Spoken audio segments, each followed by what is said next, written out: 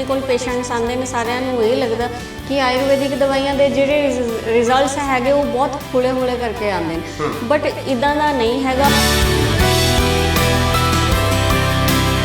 सारे तो ज़्यादा जी मैडिसन कंजप्शन आयुर्वेदिक मैडिसनस की होंगी हैगी वो फॉरन कंट्रीज़ कर रही हैं, जिमें कैनेडा हो गया, USA हो गए, जर्मनी हो गया, इदा ही जिन्नियां भी कंट्रीज़ हैगियां वो बहुत ज़्यादा कंजप्शन कर रही हैं आयुर्वेदिक मैडिसनस की। वो फस्ट प्रैफरेंस दो पैथीज़ नूं सारे तो ज़्यादा मिलती है, आयुर्वेदिक मैडिसन और दूजी होम्योपैथिक।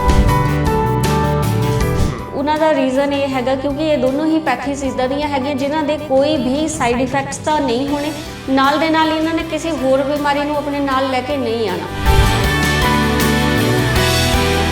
ਕਿਹੜੀ ਉਮਰ ਅਜਿਹੀ ਹੈਗੀ ਹੈ ਜਿੱਥੋਂ ਸ਼ਾਇਦ ਸਾਨੂੰ ਸਤਰਕ ਹੋ ਜਾਣਾ ਚਾਹੀਦਾ ਹੈ ਕਿ ਸਾਡੀ ਆਉਂਦੇ ਸਮੇਂ ਦੇ ਵਿੱਚ ਰੀੜ੍ਹ ਦੀ ਹੱਡੀ ਹੈ, ਮੈਂ ਸਪਾਈਨ ਦੀ ਗੱਲ ਕਰਾਂ ਤਾਂ ਉਹਦੇ 'ਚ ਪ੍ਰੋਬਲਮਸ ਵੱਧ ਸਕਦੀਆਂ ਨੇ, ਬੈਕ ਪੇਨ ਦੀ ਪ੍ਰੋਬਲਮ ਵੱਧ ਸਕਦੀਆਂ ਨੇ।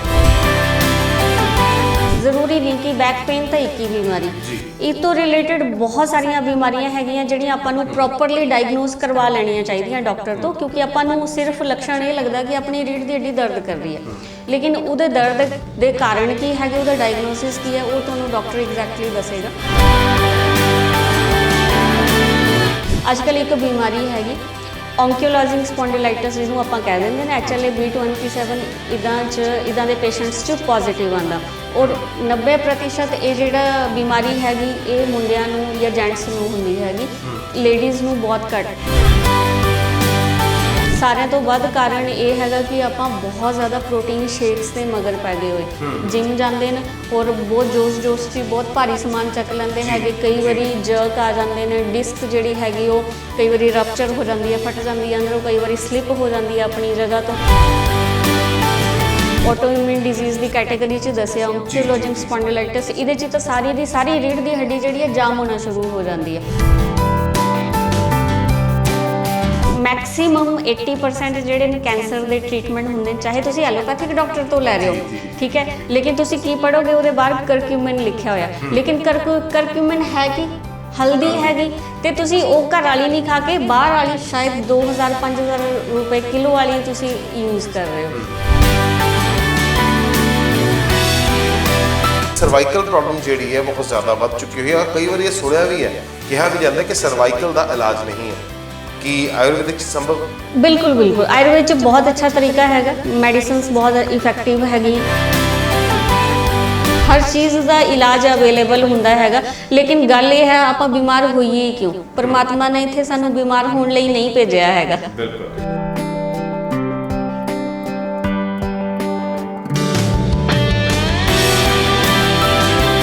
किसी ने बहुत भारी समान जोड़ा है एकदम झटके नाल चक लिया, ठीक है, उन्होंने खिच पै जाती हैगी तो वो जी डिस्क हैगी वो स्लिप हो जाती है, लेकिन स्लिप होकर वो बाहर ही नहीं निकल गई थोड़ी रीढ़ की हड्डी तो, मतलब है वो उत्थे ही, पर इदा होंदा कि वो थोड़ी जी अगे पिछे आ गई कि रीढ़ की हड्डी इत्थे है तो वो डिस्क उत्थे जाके गिरी, इदा नहीं होएगा, मतलब वो अपनी जगह तो हल्की जी इदा करी होगी तो वो दूजियां नर्व्स नूं हिट कर रही है, ਜਿਹਦੇ ਨਾਲ ਬਲੱਡ ਸਰਕੂਲੇਸ਼ਨ ਰੁਕ ਰਿਹਾ ਔਰ ਤੁਹਾਨੂੰ ਦਰਦ ਹੋ ਰਹੀ ਹੈ। ਇੱਦਾਂ ਦੀ ਦਰਦ ਕਈ ਵਾਰੀ ਲੱਤਾਂ 'ਚ ਜਾਂਦੀ ਹੈ, ਲੱਤਾਂ 'ਚ ਸੁੰਨਪਨ ਆ ਜਾਂਦਾ ਹੈ, ਝੰਝਨਾਹਟ। ਗਰੀਸ ਕੱਲੀ ਗੋਡਿਆਂ 'ਚ ਹੀ ਨਹੀਂ ਹੈਗੀ, ਕੱਲੀ ਰੀੜ੍ਹ ਦੀ ਹੱਡੀ 'ਚ ਸਾਰੇ ਜੋੜਾਂ 'ਚ ਗਰੀਸ ਹੀ ਗਰੀਸ ਭਰੀ ਹੋਈ ਹੈ, ਪਰ ਪੇਸ਼ੈਂਟ ਨੂੰ ਇਹ ਲੱਗਦਾ ਕਿ ਸਿਰਫ ਗੋਡਿਆਂ ਦੀ ਸੁੱਕਦੀ ਹੈ, ਇੱਦਾਂ ਨਹੀਂ ਹੁੰਦਾ, क्योंकि एक दूजे नाल जिन्ने भी जोड़ जुड़े हुए हैगे वो फ्लूइड दे नाल उन्हां दी कनैक्टिविटी हैगी, तां ही वो हिलदे ने, तां ही वो वर्क करदे ने, होर कोई दूजा माध्यम नहीं हैगा। रीढ़ दी हड्डी जिहड़ी हैगी उहनूं तुसीं बिल्कुल भी नज़रअंदाज ना करो, ये इदां दी बीमारी हैगी कि तुहानूं समझ ही नहीं आनी है कि ये बीमारी दी जड़ की हैगी, क्योंकि ये बीमारी रीढ़ दी हड्डी तो शुरू हो रही है लेकिन अपीयरेंस किते होर हो रही हैगी।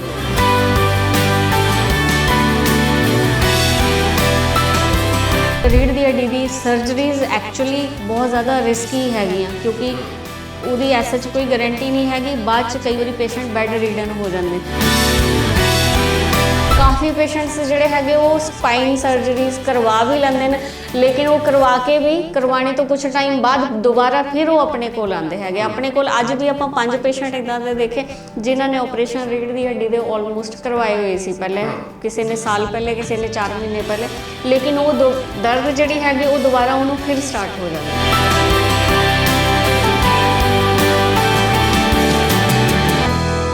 ਸਤਿ ਸ਼੍ਰੀ ਅਕਾਲ, ਤੁਸੀਂ ਦੇਖ ਰਹੇ ਹੋ ਸਕਾਈ ਨਿਊਜ਼ ਪੰਜਾਬ ਤੇ ਮੈਂ ਹਾਂ ਸਾਹਿਲ। ਗੱਲ ਕਰੀਏ ਅਜੋਕੇ ਜ਼ਮਾਨੇ ਦੀ ਤਾਂ ਇੱਕ ਤਕਲੀਫ ਸ਼ਾਇਦ ਅਜੋਕੇ ਜ਼ਮਾਨੇ ਦੀ ਰੂਟੀਨ ਬਣ ਚੁੱਕੀ ਹੋਈ ਹੈ, ਉਹ ਹੈ ਪਿੱਠ ਦਾ ਦਰਦ। ਇਸ ਦੇ ਕਈ ਕਾਰਨ ਹੋ ਸਕਦੇ ਨੇ। ਕਈ ਵਾਰ ਕਿਸੇ ਇਨਸਾਨ ਦੇ ਬਹਿਣ ਦੇ ਤਰੀਕੇ ਤੋਂ, ਅਜੋਕੇ ਜ਼ਮਾਨੇ ਦੀ ਗੱਲ ਕਰੀਏ ਐਡਵਾਂਸ ਜ਼ਮਾਨਾ ਹੈ, ਲੋਕ ਕੰਪਿਊਟਰ ਤੇ ਕੰਮ ਕਰਨਾ ਜ਼ਿਆਦਾ ਪਸੰਦ ਕਰਦੇ, ਮੋਬਾਈਲਾਂ ਤੇ ਲੋਕ ਜ਼ਿਆਦਾ ਲੱਗੇ ਰਹਿੰਦੇ ਆ, ਉਹਨਾਂ ਕਾਰਨਾਂ ਕਰਕੇ ਕਈ ਵਾਰੀ ਕੁਝ ਐਕਸੀਡੈਂਟਸ ਹੋ ਜਾਂਦੇ ਨੇ, ਕਈ ਵਾਰ ਖਿੱਚ ਪੈ ਜਾਣਾ, ਹੋਰ ਕਈ ਕਾਰਨ ਨੇ ਜੋ ਕਿ ਪਿੱਠ ਦੀ ਦਰਦ ਦਾ ਵੱਡਾ ਕਾਰਨ ਬਣ ਜਾਂਦੇ ਨੇ। ਤੇ ਜ਼ਰੂਰੀ ਨਹੀਂ ਕਿ ਉਹ ਪਿੱਠ ਦੀ ਦਰਦ ਸਿਰਫ ਮਾਸਪੇਸ਼ੀਆਂ ਤੱਕ ਹੀ ਸੀਮਿਤ ਹੋਵੇ। ਹੋ ਸਕਦਾ ਹੈ ਉਹ ਪਿੱਠ ਦੀ ਦਰਦ ਕਿਸੇ ਨਸਾਂ ਦੇ ਕਰਕੇ ਹੋਣ। ਸਪਾਈਨ ਦੇ ਵਿੱਚ ਅਕਸਰ ਦੇਖਿਆ ਜਾਂਦਾ ਹੈ ਕਿ ਪਿੱਠ ਦੀ ਦਰਦ ਕਈ ਵਾਰੀ ਇੱਕ ਵੱਡਾ ਰੂਪ ਵੀ ਧਾਰਨ ਕਰ ਜਾਂਦੀ ਹੈ। ਕੀ ਕਾਰਨ ਹੈ? ਇਸ ਬਾਬਤ ਇੱਕ ਸਵਾਲ ਜ਼ਰੂਰ ਉੱਠਦਾ ਹੈ ਕਿ ਲੋਕ ਸਭ ਤੋਂ ਪਹਿਲਾਂ ਐਲੋਪੈਥਿਕ ਦਵਾਈਆਂ ਯਾਨੀ ਕਿ ਅੰਗਰੇਜ਼ੀ ਦਵਾਈਆਂ ਵੱਲ ਨੂੰ ਜਾਂਦੇ ਨੇ ਜਾਂ ਫਿਰ ਕੋਈ ਹੋਰ ਰਾਹ ਲੱਭਦੇ ਨੇ। ਪਰ ਇੱਕ ਅਜਿਹਾ ਰਾਹ ਜੋ ਕਿ ਸ਼ਾਇਦ ਕਹਿ ਲਈਏ ਕਿ ਪੀੜ੍ਹੀਆਂ ਤੋਂ ਤੁਰਦਾ ਆ ਰਿਹਾ ਹੈ, ਉਹ ਹੈ ਆਯੁਰਵੈਦਿਕ ਦਾ ਰਾਹ। ਉਸ ਰਾਹ ਨੂੰ ਉਦੋਂ ਚੁਣਦੇ ਨੇ ਜਦ ਸਾਰੇ ਰਾਹਾਂ ਤੋਂ ਹਤਾਸ਼ ਹੋ ਜਾਂਦੇ ਨੇ। ਕੀ ਕਾਰਨ ਹੈ ਕਿ ਲੋਕ ਆਯੁਰਵੈਦਿਕ ਦੇ ਅਖੀਰ 'ਚ ਪਹੁੰਚਦੇ ਨੇ? ਕੀ ਕਾਰਨ ਹੈ ਕਿ ਆਯੁਰਵੈਦਿਕ ਦਵਾਈਆਂ 'ਤੇ ਲੋਕ ਛੇਤੀ ਭਰੋਸਾ ਨਹੀਂ ਕਰਦੇ? ਕੀ ਪਿੱਠ ਦਰਦ ਯਾਨੀ ਕਿ ਜਿਹੜੀ ਸਪਾਈਨ ਦੀ ਦਰਦ ਹੈ ਜਾਂ ਪਿੱਠ ਦੀ ਦਰਦ ਹੈ, ਇਹਦਾ ਇਲਾਜ ਆਯੁਰਵੈਦਿਕ 'ਚ ਸੰਭਵ ਹੈ ਜਾਂ ਨਹੀਂ? ਇਸ ਬਾਬਤ ਅੱਜ ਸਾਡਾ ਗੱਲ ਕਰਨ ਲਈ ਲੁਧਿਆਣਾ ਦੇ ਡਾਕਟਰ ਸ਼ਾਰਦਾ ਆਯੁਰਵੇਦਾ ਤੋਂ ਡਾਕਟਰ ਮੁਕੇਸ਼ ਸ਼ਾਰਦਾ ਸਾਡੇ ਨਾਲ ਮੌਜੂਦ ਨੇ। ਗੱਲਬਾਤ ਕਰ ਲੈਂਦੇ ਹਾਂ। ਸਤਿ ਸ਼੍ਰੀ ਅਕਾਲ ਡਾਕਟਰ ਮੁਕੇਸ਼। ਸਤਿ ਸ਼੍ਰੀ ਅਕਾਲ। ਸੋ ਡਾਕਟਰ ਮੁਕੇਸ਼, ਸਭ ਤੋਂ ਪਹਿਲਾ ਸਵਾਲ ਮੈਡਮ ਮੇਰਾ ਇਹੀ ਆਉਂਦਾ ਹੈ ਕਿ ਜਿੱਦਾਂ ਅਸੀਂ ਇੰਟਰੋਡਕਸ਼ਨ ਵਿੱਚ ਵੀ ਦੱਸਿਆ, ਆਯੁਰਵੈਦਿਕ ਜਿਹੜੀਆਂ ਦਵਾਈਆਂ ਹੁੰਦੀਆਂ ਨੇ, ਲੋਕ ਅਕਸਰ ਇਹਨੂੰ ਸਭ ਤੋਂ ਅਖੀਰ 'ਚ ਪਹੁੰਚਦੇ ਨੇ। ਪਹਿਲੇ ਵੱਡੇ ਡਾਕਟਰਾਂ ਕੋਲ ਚੱਲ ਜਾਂਦੇ ਨੇ, ਅੰਗਰੇਜ਼ੀ ਦਵਾਈਆਂ, ਹੋਮਿਓਪੈਥੀ, ਹੋਰ ਵੀ ਜਿੰਨੀਆਂ ਪੈਥੀਜ਼ ਹੈਗੀਆਂ ਉਹਨਾਂ ਦੇ ਵਿੱਚ ਚਲੇ ਜਾਂਦੇ ਆ। ਅਖੀਰ 'ਚ ਆ ਕੇ ਆਯੁਰਵੈਦਿਕ 'ਚ ਆਉਂਦੇ ਨੇ ਤੇ ਕਈ ਵਾਰੀ ਸਫਲ ਵੀ ਹੋ ਜਾਂਦੇ ਨੇ ਸਿਰਫ ਆਯੁਰਵੈਦਿਕ ਦਵਾਈਆਂ ਤੋਂ। ਕੀ ਕਾਰਨ ਹੈ ਕਿ ਆਯੁਰਵੈਦਿਕ ਦਵਾਈਆਂ ਦੇ ਵਿੱਚ ਸਭ ਤੋਂ ਅਖੀਰ 'ਚ ਆਉਂਦੇ ਨੇ? ਕਿਉਂ ਆਯੁਰਵੇਦਾ ਨੂੰ ਪਹਿਲ ਕਦਮੀ ਤੇ ਨਹੀਂ ਰੱਖਿਆ ਜਾਂਦਾ? ਇਹਦੇ ਬਾਰੇ 'ਚ ਆਪਾਂ ਜਨਰਲੀ ਇਹ ਕਹਿ ਸਕਦੇ ਹੈਗੇ ਕਿ ਲੋਕਾਂ ਨੂੰ ਬਹੁਤ ਜ਼ਿਆਦਾ ਇਸ ਚੀਜ਼ ਦੇ ਬਾਰੇ 'ਚ ਹਾਲੇ ਨੌਲੇਜ ਨਹੀਂ ਹੈਗਾ, ਕਿਉਂਕਿ ਜਿੰਨੇ ਆਪਣੇ ਕੋਲ ਪੇਸ਼ੈਂਟਸ ਆਉਂਦੇ ਨੇ ਸਾਰਿਆਂ ਨੂੰ ਇਹ ਲੱਗਦਾ ਕਿ ਆਯੁਰਵੈਦਿਕ ਦਵਾਈਆਂ ਦੇ ਜਿਹੜੇ ਰਿਜ਼ਲਟਸ ਹੈਗੇ ਉਹ ਬਹੁਤ ਹੌਲੇ ਕਰਕੇ ਆਉਂਦੇ ਨੇ, ਬਟ ਇਦਾਂ ਦਾ ਨਹੀਂ ਹੈਗਾ। ਹੁਣ ਸਾਰੀ ਮੈਡੀਸਨਸ ਜਿਹੜੀਆਂ ਹੈਗੀਆਂ ਨੈਨੋ ਟੈਕਨੋਲੋਜੀਜ਼ 'ਚ ਅਵੇਲੇਬਲ ਹੈਗੀਆਂ, ਤੇ ਤੁਹਾਨੂੰ 15 ਦਿਨ ਤੋਂ 1 ਮਹੀਨੇ ਦੇ ਵਿੱਚ ਕਿਸੇ ਵੀ ਕ੍ਰੋਨਿਕ ਡਿਜ਼ੀਜ਼, ਤੁਹਾਨੂੰ ਕਿਸੇ ਵੀ ਤਰ੍ਹਾਂ ਦੀ ਬਿਮਾਰੀ ਹੁੰਦੀ, ਉਹਦੇ 'ਚ ਤੁਹਾਨੂੰ ਆਪਣੇ ਆਪ ਨੂੰ ਫਰਕ ਔਰ ਰਿਜ਼ਲਟਸ ਮਿਲਣਾ ਜਿਹੜੇ ਹੈਗੇ ਉਹ ਸਟਾਰਟ ਹੋ ਜਾਂਦੇ ਨੇ।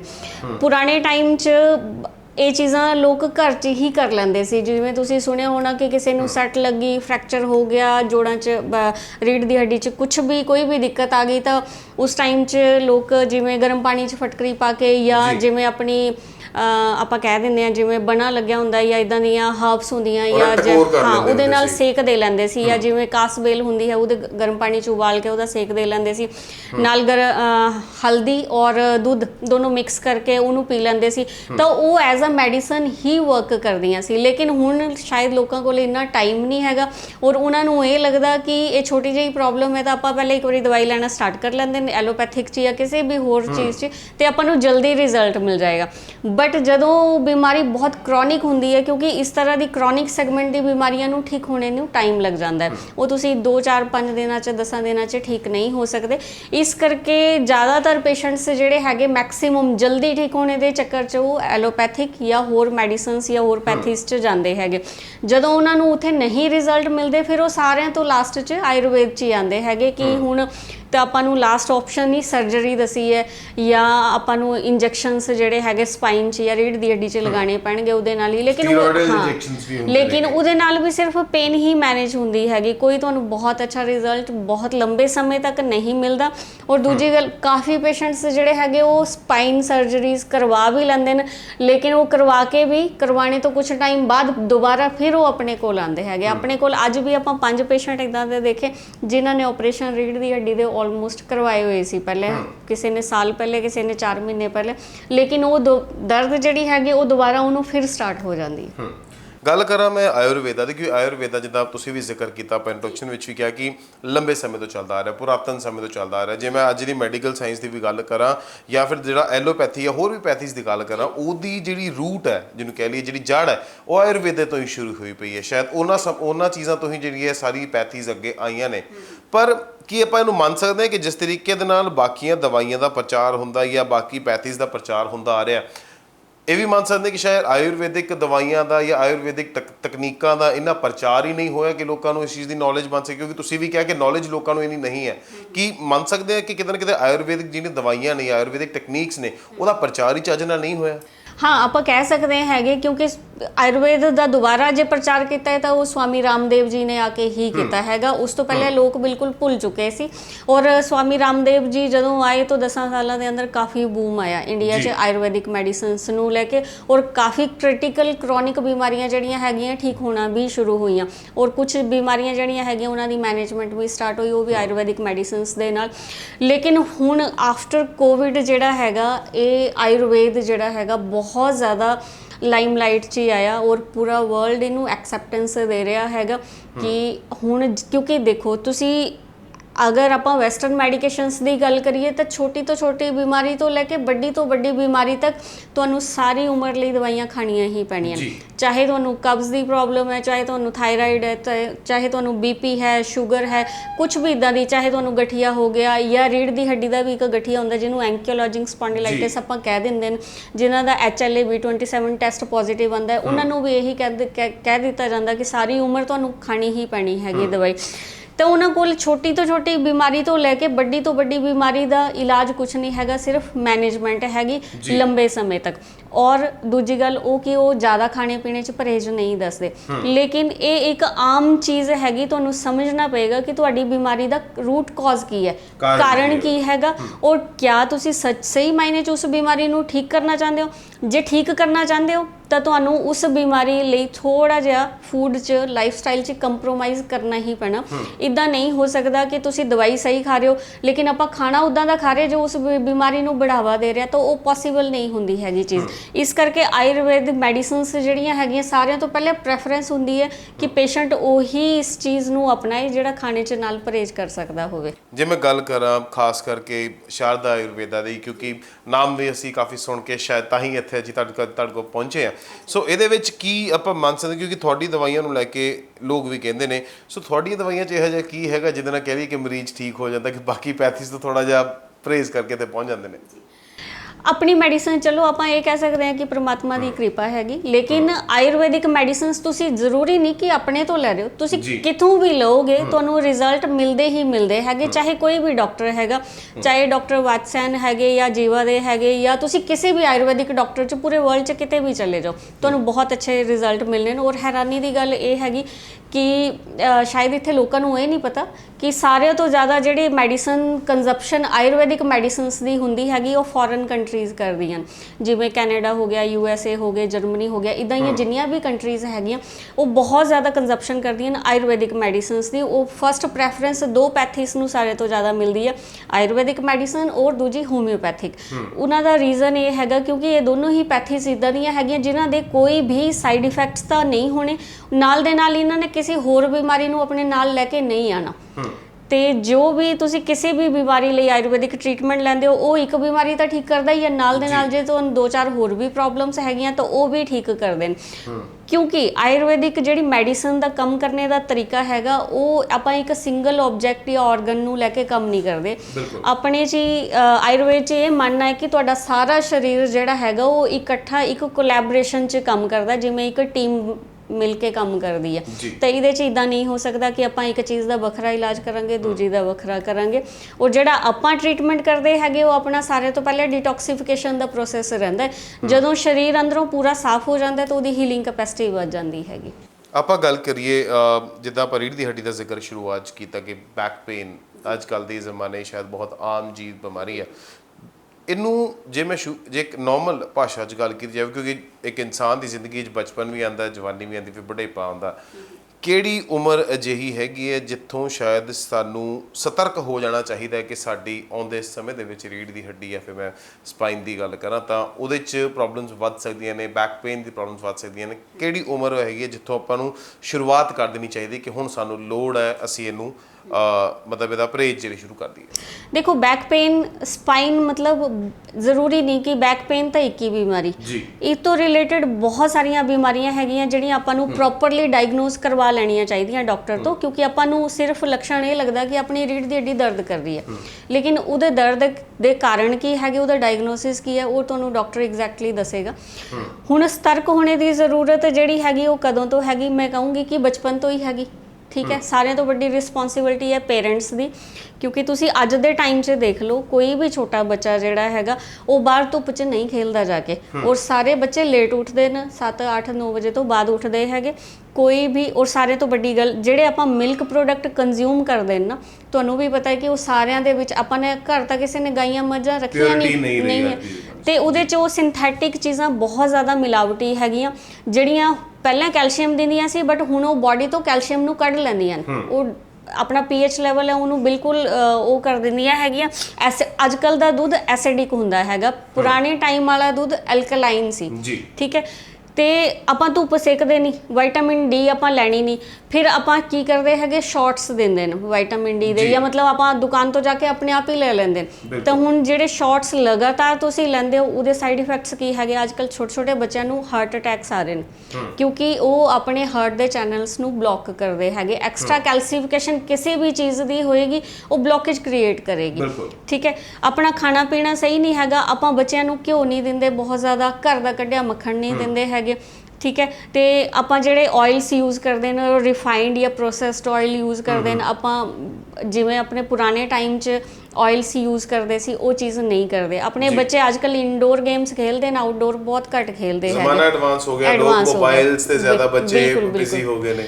ਫਿਰ ਹੁਣ ਦੂਜਾ ਸੈਗਮੈਂਟ ਆ ਜਾਂਦਾ ਜਿਹੜੇ ਟੀਨੇਜਰਸ ਹੈਗੇ। ਟੀਨੇਜਰਸ ਜਿਹੜੀ ਮੈਂ ਇੱਥੇ ਸਮੱਸਿਆ ਸਾਰੇ ਤੋਂ ਜ਼ਿਆਦਾ ਦੇਖੀ ਹੈ, ਅੱਜ ਕੱਲ੍ਹ ਇੱਕ ਬਿਮਾਰੀ ਹੈਗੀ ਓਂਕਿਓਲੋਜਿੰਗ ਸਪੌਂਡਿਲਾਈਟਿਸ, ਜਿਹਨੂੰ ਆਪਾਂ ਕਹਿ ਦਿੰਦੇ ਨੇ ਐਚਐਲਏ B27 ਇੱਦਾਂ ਦੇ ਪੇਸ਼ੈਂਟਸ 'ਚ ਪੋਜ਼ਿਟਿਵ ਆਉਂਦਾ, ਔਰ 90% ਇਹ ਜਿਹੜਾ ਬਿਮਾਰੀ ਹੈਗੀ ਇਹ ਮੁੰਡਿਆਂ ਨੂੰ ਜਾਂ ਜੈਂਟਸ ਨੂੰ ਹੁੰਦੀ ਹੈਗੀ, ਲੇਡੀਜ਼ ਨੂੰ ਬਹੁਤ ਘੱਟ। ਸਾਰਿਆਂ ਤੋਂ ਵੱਧ ਕਾਰਨ ਇਹ ਹੈਗਾ ਕਿ ਆਪਾਂ ਬਹੁਤ ਜ਼ਿਆਦਾ ਪ੍ਰੋਟੀਨ ਸ਼ੇਕਸ ਦੇ ਮਗਰ ਪੈ ਗਏ ਹੋਏ, ਜਿਮ ਜਾਂਦੇ ਨੇ ਔਰ ਬਹੁਤ ਜੋਸ਼ 'ਚ ਬਹੁਤ ਭਾਰੀ ਸਮਾਨ ਚੱਕ ਲੈਂਦੇ ਹੈਗੇ, ਕਈ ਵਾਰੀ ਜਰਕ ਆ ਜਾਂਦੇ ਨੇ, ਡਿਸਕ ਜਿਹੜੀ ਹੈਗੀ ਉਹ ਕਈ ਵਾਰੀ ਰਪਚਰ ਹੋ ਜਾਂਦੀ ਹੈ, ਫਟ ਜਾਂਦੀ ਹੈ ਅੰਦਰੋਂ, ਕਈ ਵਾਰੀ ਸਲਿੱਪ ਹੋ ਜਾਂਦੀ ਹੈ ਆਪਣੀ ਜਗ੍ਹਾ ਤੋਂ। ਔਰ ਜਿਹੜਾ ਮੈਂ ਤੁਹਾਨੂੰ ਆਟੋਇਮਿਊਨ ਡਿਜ਼ੀਜ਼ ਦੀ ਕੈਟੇਗਰੀ 'ਚ ਦੱਸਿਆ ਓਂਕਿਓਲੋਜਿਕ ਸਪੌਂਡਿਲਾਈਟਿਸ, ਇਹਦੇ 'ਚ ਤਾਂ ਸਾਰੀ ਦੀ ਸਾਰੀ ਰੀੜ੍ਹ ਦੀ ਹੱਡੀ ਜਿਹੜੀ ਹੈ ਜਾਮ ਹੋਣਾ ਸ਼ੁਰੂ ਹੋ ਜਾਂਦੀ ਹੈ, ਸਟਿਫਨੈਸ ਆ ਜਾਂਦੀ ਹੈ, ਤੁਸੀਂ ਆਪਣੀ ਗਰਦਨ ਨੂੰ ਮੋੜ ਨਹੀਂ ਸਕਦੇ, ਤੁਸੀਂ ਅੱਗੇ ਝੁਕ ਨਹੀਂ ਸਕਦੇ, ਪਿੱਛੇ ਨਹੀਂ। ਇਹ ਬਿਮਾਰੀ ਜਿਹੜੀ ਹੈ ਟੀਨੇਜਰਸ 'ਚ ਬਹੁਤ ਜ਼ਿਆਦਾ ਆ ਰਹੀ ਹੈ। ਉਸ ਤੋਂ ਬਾਅਦ 40-45 ਤੋਂ ਏਜ ਤੋਂ ਬਾਅਦ ਤਾਂ ਇੱਕ ਡੀਜਨਰੇਸ਼ਨ ਪ੍ਰੋਸੈਸ ਸਟਾਰਟ ਹੀ ਹੋ ਜਾਂਦੀ ਹੈ। ਜਿਹੜੇ 60 ਸਾਲ ਤੋਂ ਉੱਪਰ ਹੋ ਗਏ ਬਜ਼ੁਰਗਾਂ 'ਚ, ਉਹ ਨੈਚੁਰਲੀ ਆਪਣੀ ਬਾਡੀ ਦਾ ਸਿਸਟਮ ਹੈ, ਜੇ ਕਿਸੇ ਨੇ ਜਨਮ ਲਿਆ ਤਾਂ ਉਹਨੇ ਇੱਕ ਨਾ ਇੱਕ ਦਿਨ ਡਿਕੇ ਵੀ ਹੋਣਾ ਹੈਗਾ, ਖਰਾਬ ਹੋਣਾ ਹੈਗਾ। ਤੇ ਹੁਣ ਬੁਢਾਪੇ 'ਚ ਜਦੋਂ ਤੁਸੀਂ 50 ਸਾਲ ਤੋਂ ਉੱਪਰ ਕਦਮ ਰੱਖ ਲਿਆ, ਤੁਹਾਡੇ ਲਈ ਬਹੁਤ ਜ਼ਰੂਰੀ ਹੈਗਾ ਕਿ ਤੁਸੀਂ ਦੇਸੀ ਗਾਂ ਦਾ ਘਿਓ ਯੂਜ਼ ਕਰੋ ਜਾਂ ਦੇਸੀ ਗਾਂ ਦਾ ਦੁੱਧ ਯੂਜ਼ ਕਰੋ, ਜਾਂ ਤੁਸੀਂ ਤਿਲਾਂ ਦਾ ਤੇਲ ਜਾਂ ਸਰੋਂ ਦਾ ਤੇਲ ਨੈਚੁਰਲ ਉਹਦੇ 'ਚ ਫਾਰਮ 'ਚ ਜਿਹਦੇ 'ਚ ਕੋਈ ਵੀ ਮਿਲਾਵਟ ਨਾ ਹੋਵੇ, ਉਹ ਚੀਜ਼ਾਂ ਤੁਸੀਂ ਲੈਣਾ ਸ਼ੁਰੂ ਕਰੋ।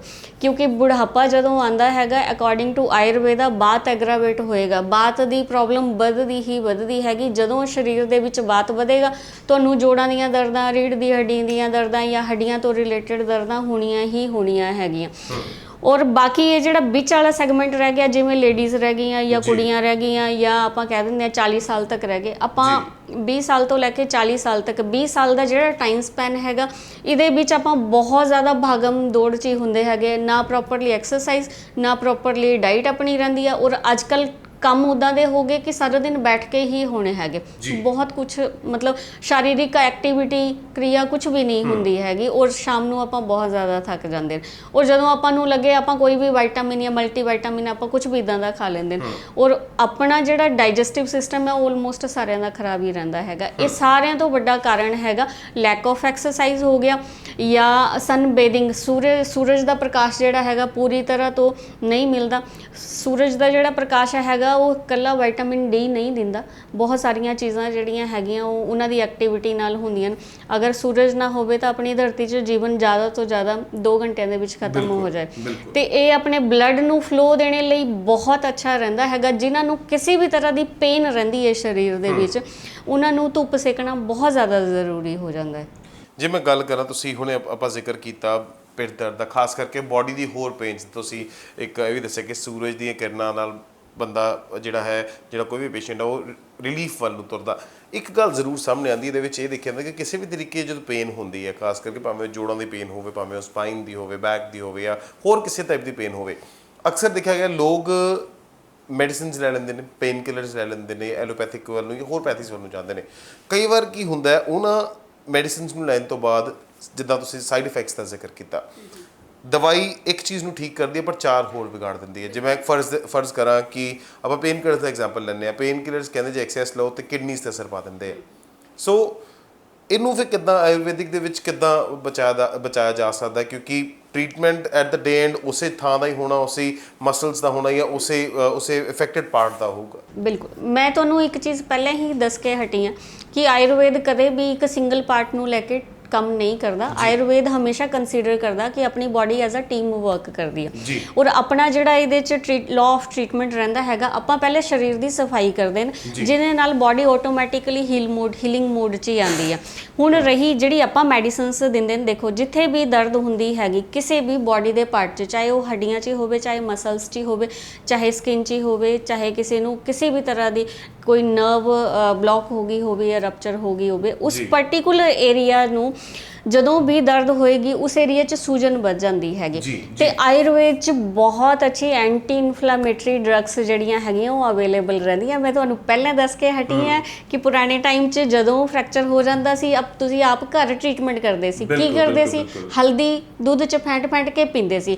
ਹਲਦੀ ਪੂਰੇ ਵਰਲਡ ਦੀ ਸਾਰਿਆਂ ਤੋਂ ਬੈਸਟ ਐਂਟੀ ਇਨਫਲੇਮੇਟਰੀ ਮੈਡੀਸਨ ਹੈ, ਜਿਹੜੀ ਅੱਜ ਕੱਲ੍ਹ ਕਰਕਿਊਮਿਨ ਦੇ ਨਾਂ ਤੇ ਬਹੁਤ ਜ਼ਿਆਦਾ ਮਤਲਬ ਕਾਸਟਲੀ ਵਿਕ ਰਹੀ ਹੈ, ਉਹ ਜਿਹੜੀ ਤੁਹਾਡੇ ਘਰ 'ਚ ਪਈ ਹੈ, ਲੇਕਿਨ ਆਪਾਂ ਘਰ ਵਾਲੀ ਨਹੀਂ ਖਾਣੀ ਹੈਗੀ, ਆਪਾਂ ਬਾਹਰੋਂ ਲੈ ਕੇ ਪੈਸੇ ਖਰਚ ਕੇ ਮਹਿੰਗੀ ਲੈ ਕੇ ਖਾਣੀ ਹੈ। ਹੁਣ ਜਿੰਨੇ ਵੀ ਮੈਕਸਿਮਮ 80% ਜਿਹੜੇ ਕੈਂਸਰ ਦੇ ਟ੍ਰੀਟਮੈਂਟ ਹੁੰਦੇ ਨੇ, ਚਾਹੇ ਤੁਸੀਂ ਐਲੋਪੈਥਿਕ ਡਾਕਟਰ ਤੋਂ ਲੈ ਰਹੇ ਹੋ, ਠੀਕ ਹੈ, ਲੇਕਿਨ ਤੁਸੀਂ ਕੀ ਪੜੋਗੇ, ਉਹਦੇ ਬਾਹਰ ਕਰਕਿਊਮਿਨ ਲਿਖਿਆ ਹੋਇਆ, ਲੇਕਿਨ ਕਰਕਿਊਮਿਨ ਹੈ ਕਿ ਹਲਦੀ ਹੈਗੀ, ਤੇ ਤੁਸੀਂ ਉਹ ਘਰ ਵਾਲੀ ਨਹੀਂ ਖਾ ਕੇ ਬਾਹਰ ਵਾਲੀ ਸ਼ਾਇਦ 2000-5000 ਰੁਪਏ ਕਿਲੋ ਵਾਲੀ ਤੁਸੀਂ ਯੂਜ਼ ਕਰ ਰਹੇ ਹੋ।